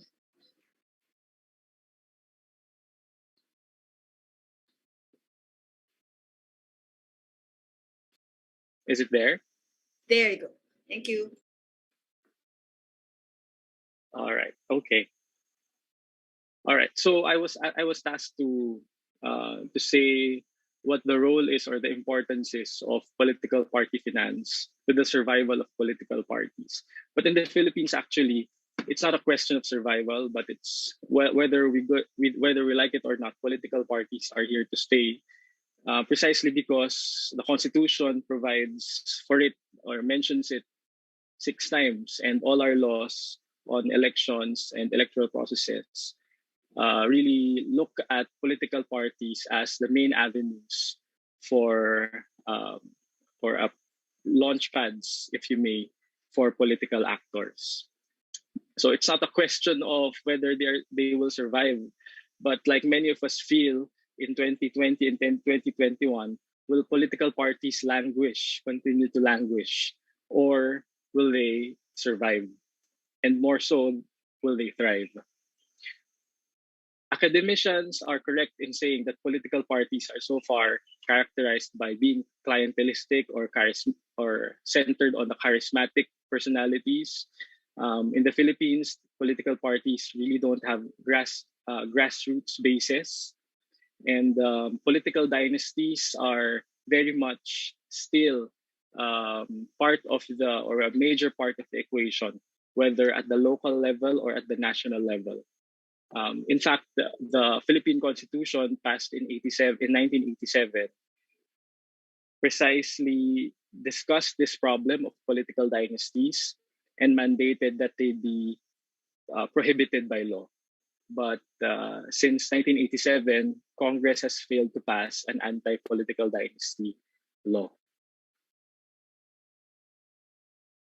So it's not surprising to see, for example, that the main political party or the major political party at present is now being subject to warring factions within, claiming that they deserve to be the leaders of that party or claiming the party to be theirs. This is not the first time that this is happening, and it's usually the front runners of presidential contests that are really doing the tussling for the political parties. And I note that in June 2018, there was a survey done by the Pulse Asia saying that only 6% of those surveyed, which is this is nationally representative. They surveyed registered voters. They say 6% only say they favor a political party. So that means there really isn't relevance to political parties, at least for the people. So it's relevant for politicians, but is it relevant for the people? Strictly speaking, political parties should articulate and aggregate social interests, develop political programs, and help in political socialization of citizens, or what we say politicization. Right? But it happens to a very few extent, but the general public will think of political parties as the parties of politicians. The parties of the sitting president, for example. So they are launch pads for political parties. But political parties are not only existing during election time. In fact, in the off season, if we can say that, there should be a lot of activities that political parties undertake. So the focus of the presentation really is political party finance that really pertains to money for party functions that are outside of elections. And I think that the quality of our political parties, to a large extent, determines to which extent the public interest is served.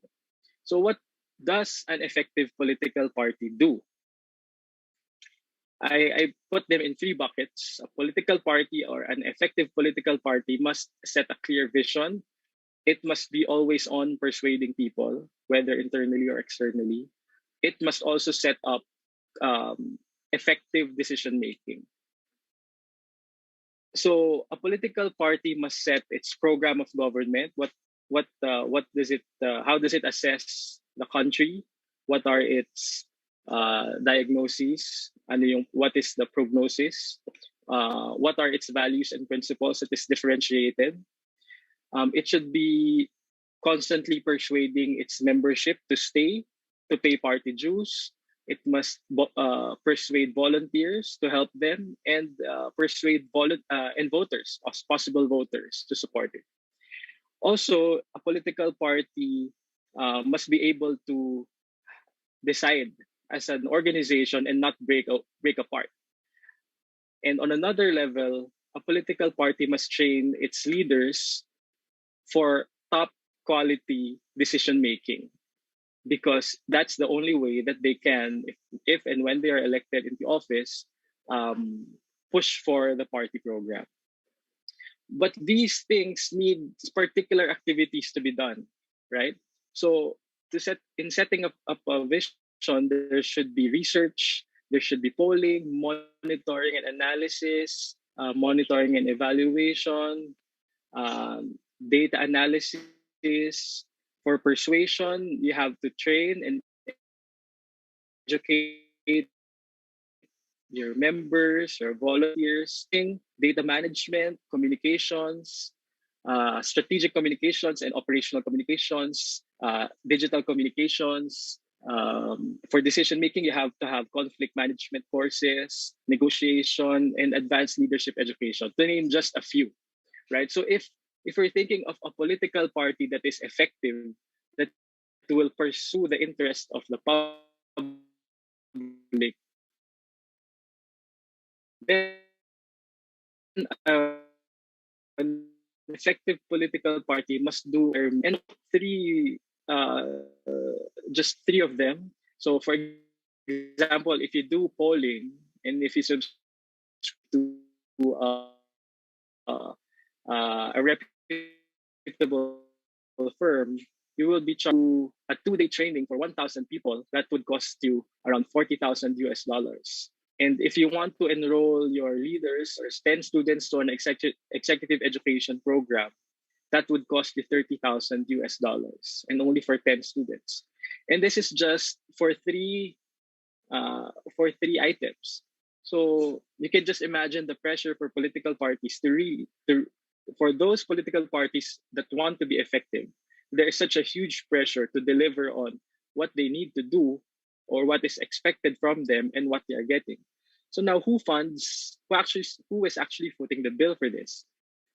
Now it's business, NGOs, the academia, international partners, and politicians forking out their own funds. And government, to a large extent, is not providing for any of these, shall I say, mandatories for effective political parties.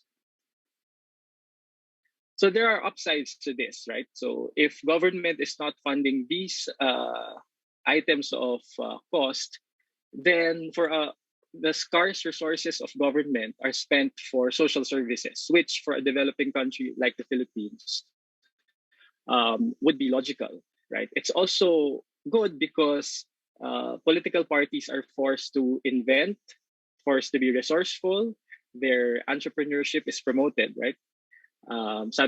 They say that necessity is the mother of invention. So maybe that's what's happening to political parties. And also, lastly, only those political parties who are able to withstand all these pressures will survive.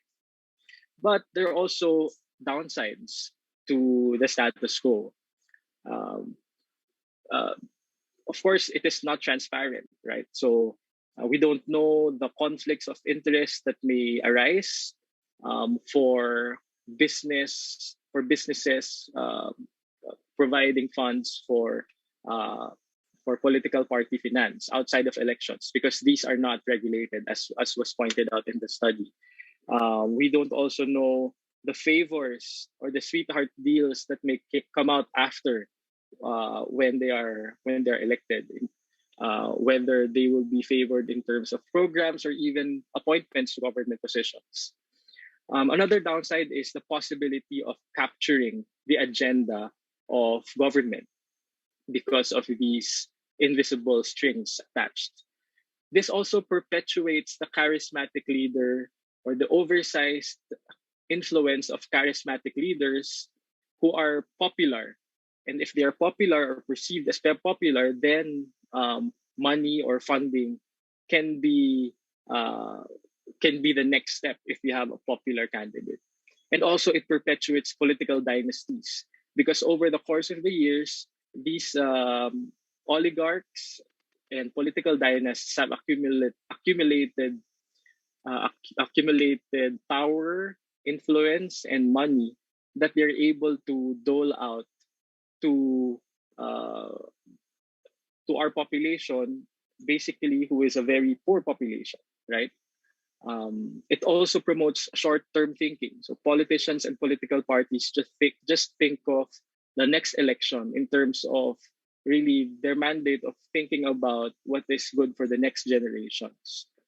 This also leads to abuse of state resources because if political parties don't have too much value added, then when politicians win, they would think of government resources as their source for doling out favors, right? And most importantly for me, this this limits grassroots ownership of political parties.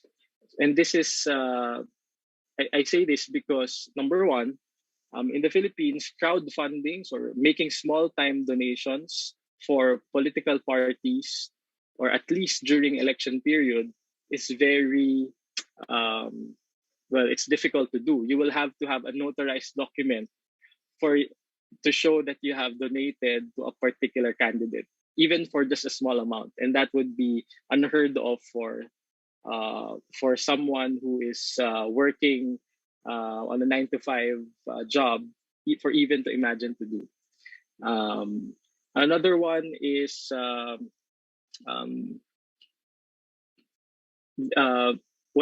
because of I'll get to this part later on. All right. So ideally, who should foot the bill? Should it be the private sector or the government? But I think as I saw in literature, even in advanced countries, there is debate whether or not funding political parties is providing the right incentives for political parties to perform. So I think there should be a healthy balance between public and private funding. With limited public offers for a developing country like the Philippines, we have to earmark public finance from government for activities that are considered to generate the highest public value added. So, for example, maybe training your elected officials, or training those that are running for office, right? Instead of NGOs now partnering with international aid agencies to create these magnificent and very value-adding events, educational sessions for them. This has to be invested on by government.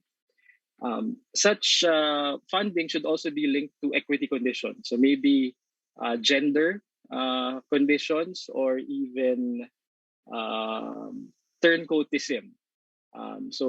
It has to discourage or even penalize turncoats. So if there is public funds used for political parties, then that could be a condition.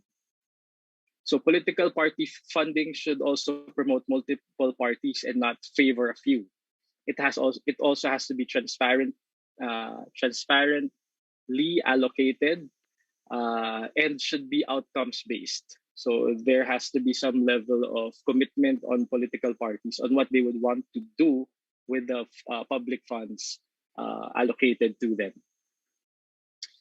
Government should act as an angel investor, I think, to start up political parties if we really think they are important.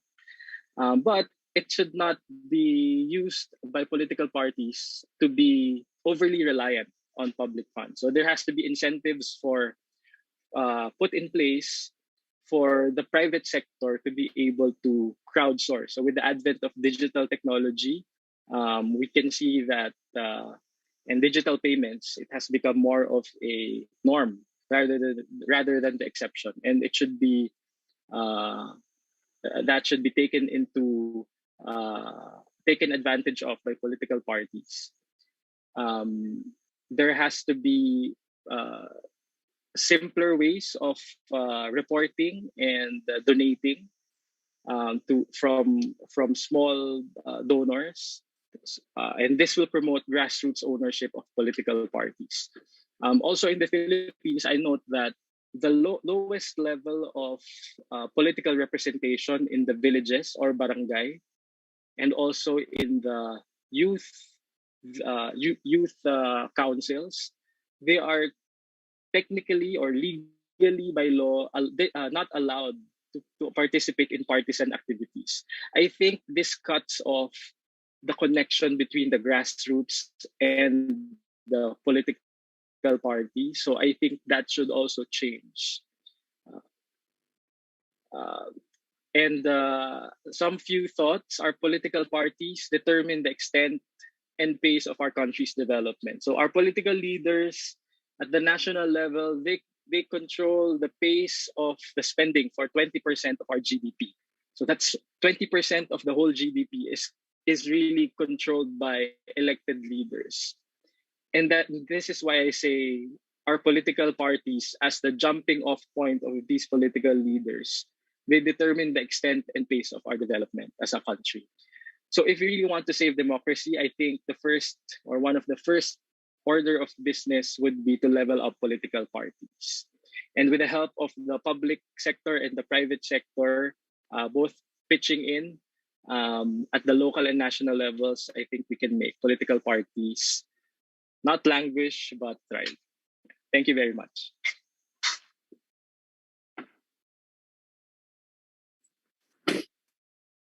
Thank you, Attorney Bagro. A lot of things to absorb and consider. We need to save democracy, right? We need strong political parties that serve and represent the interest of their constituents, but also we need to ensure that abuse does not happen, that conflicts of interests are monitored and addressed, and that efforts do not undermine other priorities that also promote the interest of their constituents. All right, we obviously went beyond our time, so but we hope you can still give us a few minutes more just so we can address the questions that were raised in the Q&A box. Our panel is an active panel, and they've already answered the questions, but I would still like to mention them.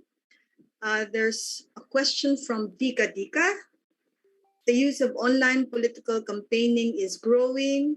Nevertheless, for example, in Indonesia, there's a regulation gap or loophole in the transparency of online campaign spending. Is the Philippines facing a similar problem? What does the EMB or Comelec and CSOs have done to solve that problem? Is there any future plan to monitor online political ads? Attorney Bagid already answered. So would you like to expound, sir?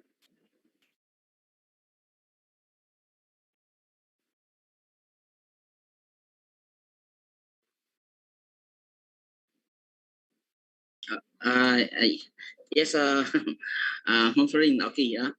Yes, I have answered the question of Sir Dick. We also face the same problem. Actually, with this pandemic, we look this to be really will grow exponentially, the use of online political campaigning. However, in the Philippines, we have here a law, Republic Act 9006, entitled the Fair Election Act, which requires the mass media entities to submit reports to Comelec regarding the campaign ads of the political parties and the candidates. In implementing that law, the Commission on Election, through the issuance of rules and regulation, define mass media entities to include social media. those are entities that offers campaign ads through digital platforms. No, the Comelec, no, through the Campaign Finance Office and EID are in constant communication or coordination, no, with Facebook, and in fact, um, we will be having our final revision on the implementing rules and regulations resolutions on that I think this coming Friday. So probably next week we will be having the resolutions. This resolution governing the requires the social media entities not to submit reports to the Comelec.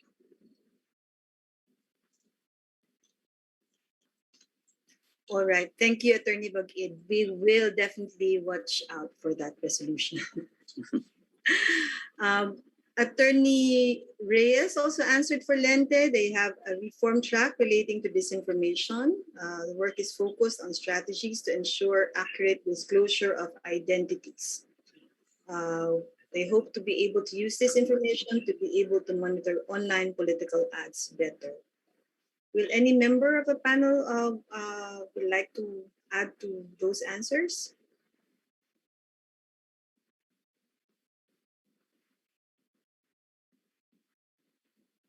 All right. Let's have a second question from Honorable Mitmug. Will political parties like SEC-registered corporations be allowed to engage in business to raise funds? Will they be covered by BIR? Attorney Bagid answered, as well as Attorney Dia. Attorney Dia, would you like to add more to this? Yes, this is actually why we need a political party law. You want to define the parameters of how much political parties can, can operate. One important thing, I mean, as I've said, you cannot legislate the Bible or the Quran. You cannot expect good behaviors from politicians, but you have to change and affect or perhaps change the rules of the game and perhaps change the incentives that are available right now. The way it is right now, political parties are not really, much of a factor in electoral success. I mean, to be frank about it, I mean, that's why politicians shift parties like, they're changing their appetite for, what they want to eat every day. They change their costumes every election from red to yellow to green.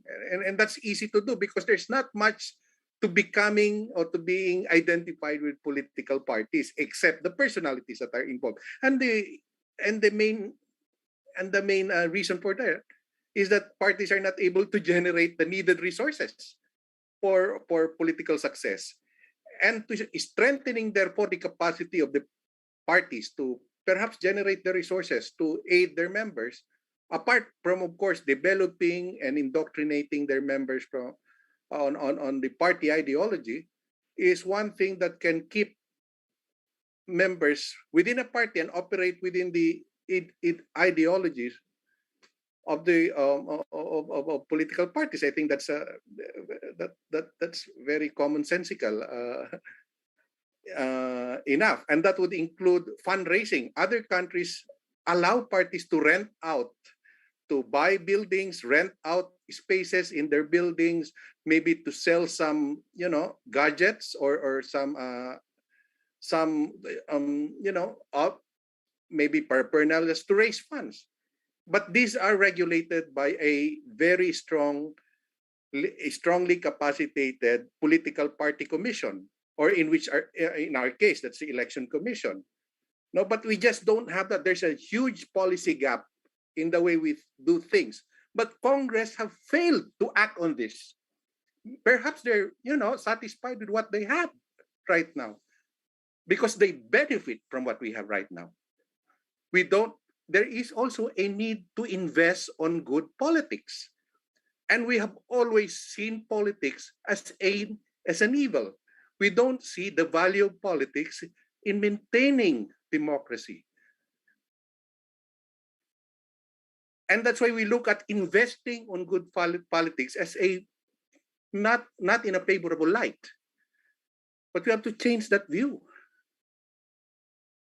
Politics, good politics is a public good if we want to preserve our democracy.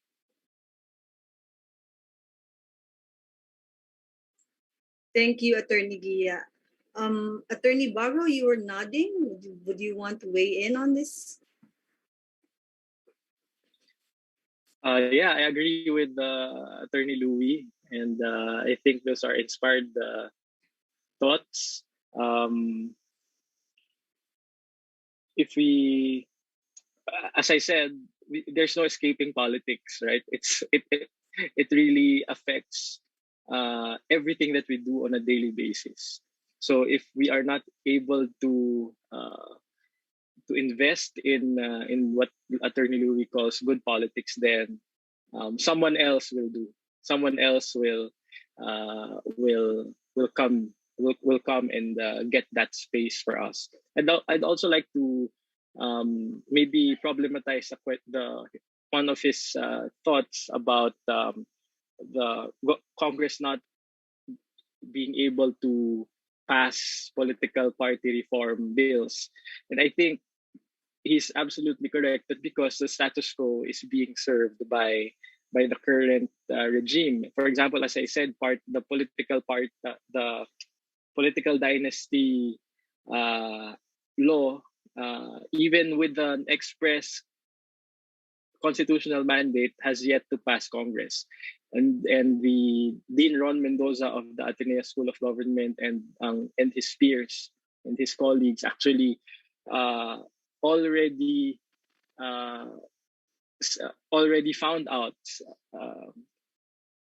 and established the link between fat political dynasties and poor development outcomes in particular areas. So there is not only it appears that there is not only a relationship, a correlation, but actually causation between having political dynasties lord over particular places and development outcomes.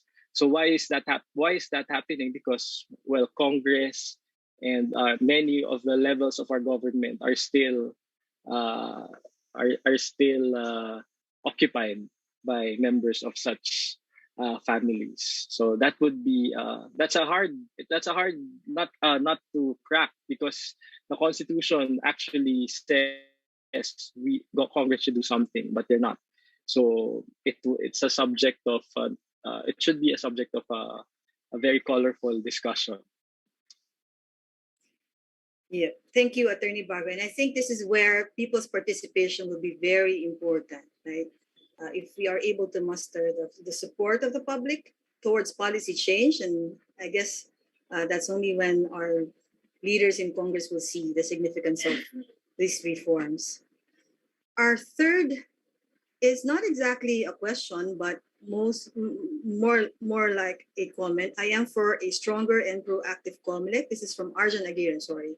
I would like to see a Comelec that is proactive in raising the standards of party politics by making interventions in party building, by offering party education modules for political parties to help standardize or perhaps reach a level of common practice and prioritization among parties. Arjun also says in the comment section that he salutes the panelists for their inputs. This gave him hope about the future of party institutionalization in the Philippines. All right. And then there's one last question that has not been answered yet, addressed to Attorney Bagit. Is the CFO still an ad hoc office until now?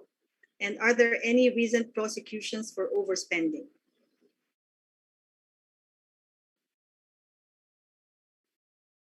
Attorney Bagit?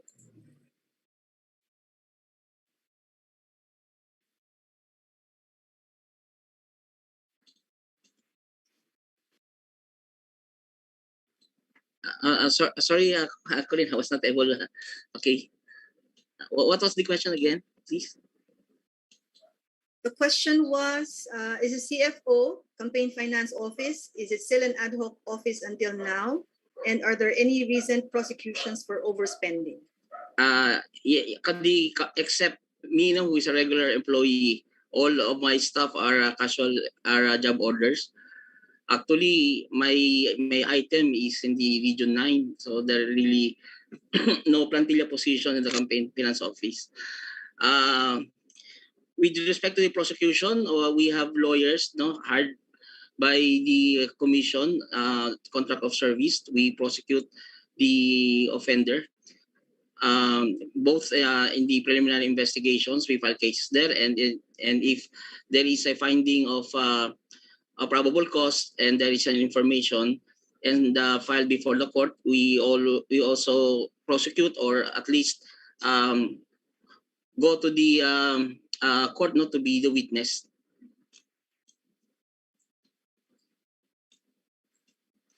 All right.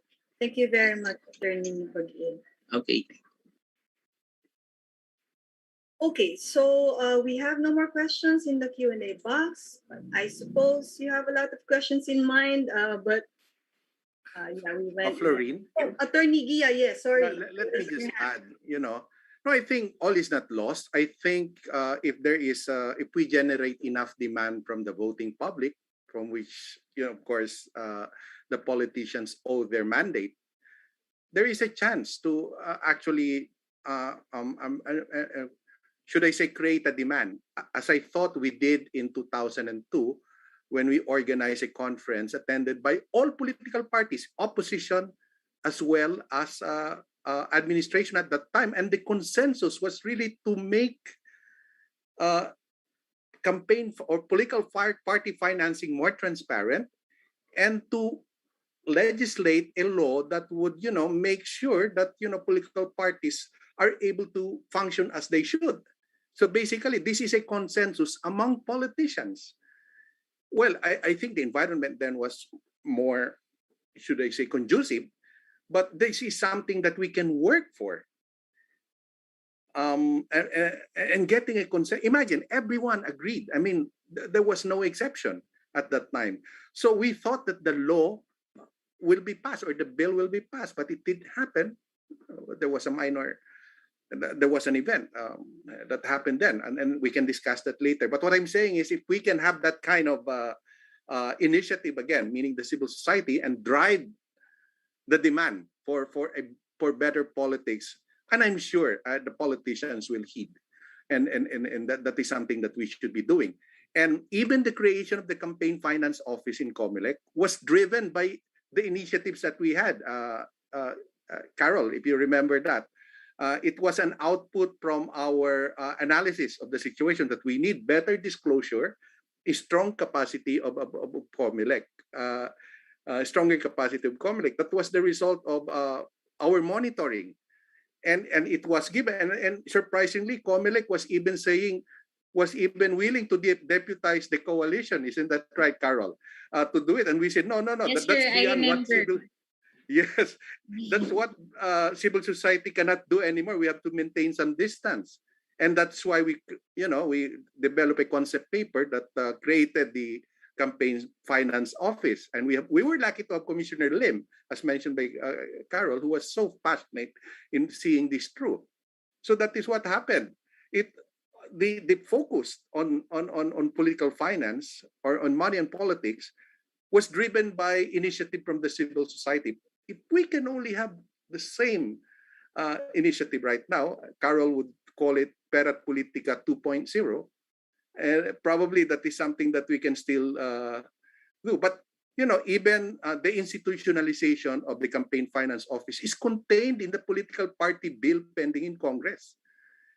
It calls for a creation of a permanent unit that can be properly resourced, and therefore it can hire the right kind of auditors, people, prosecutors, to do its job well.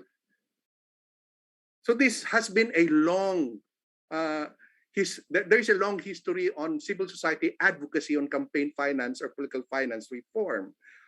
And I think the civil society just has to, do it again. And perhaps we would hope for, politicians to listen to us. Sorry, I'm just passionate about this. Medyo in Tagalog we call it matagal na to eh. There has to be some results already. Oh, it's okay, Attorney Gia. Thank you. Thank you for putting things in perspective. We must keep the fire burning, right? We've achieved so much, we cannot let go. We must move forward. All right. So in case you need more information or you want to get in touch with our panelists, please coordinate with LENTE. They'd be happy to link you with our panelists. They're members of the panel. So we move to close our program, but first, can I please ask our panelists to turn on their cameras for a group photo? I would like to beg your indulgence, please.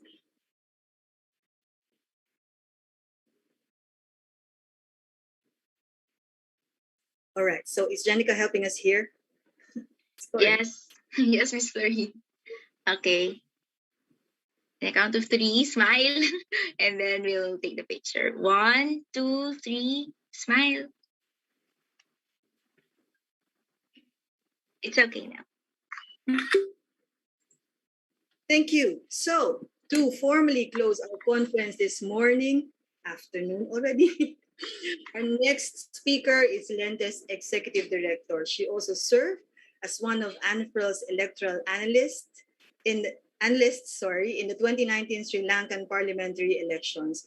Aside from her election work, our speaker teaches philosophy and politics to grade 12 students of Calamba City, Laguna. Colleagues, let me call on Attorney Ona Caritos. Thank you, Florine.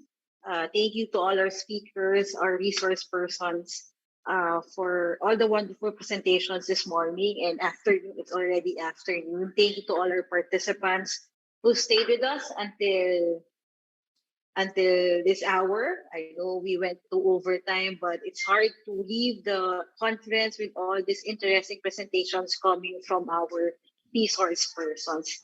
First, let me acknowledge our co-sponsors for this event. We would like to call on Association for Elections and Democracy, Perludem from Indonesia, BERSIH 2.0 from Malaysia, of course, LENTE from the Philippines, PRADET and Women's Caucus from Timor-Leste, the International Institute for Election and Democracy International, IDEA.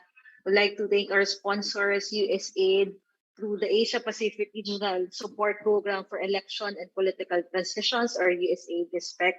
Thank you for giving us this opportunity to organize this conference, and thank you for giving us this opportunity to hear wonderful presentations, starting with our keynote speaker, Commissioner Tito Gia, and our resource speakers, Attorney Prime Bagit, Attorney Kaisa Katina T. Reyes, Attorney Patty Miranda, Miss Carol Ilagan, Attorney Third Bago. We've learned a lot from other presentations.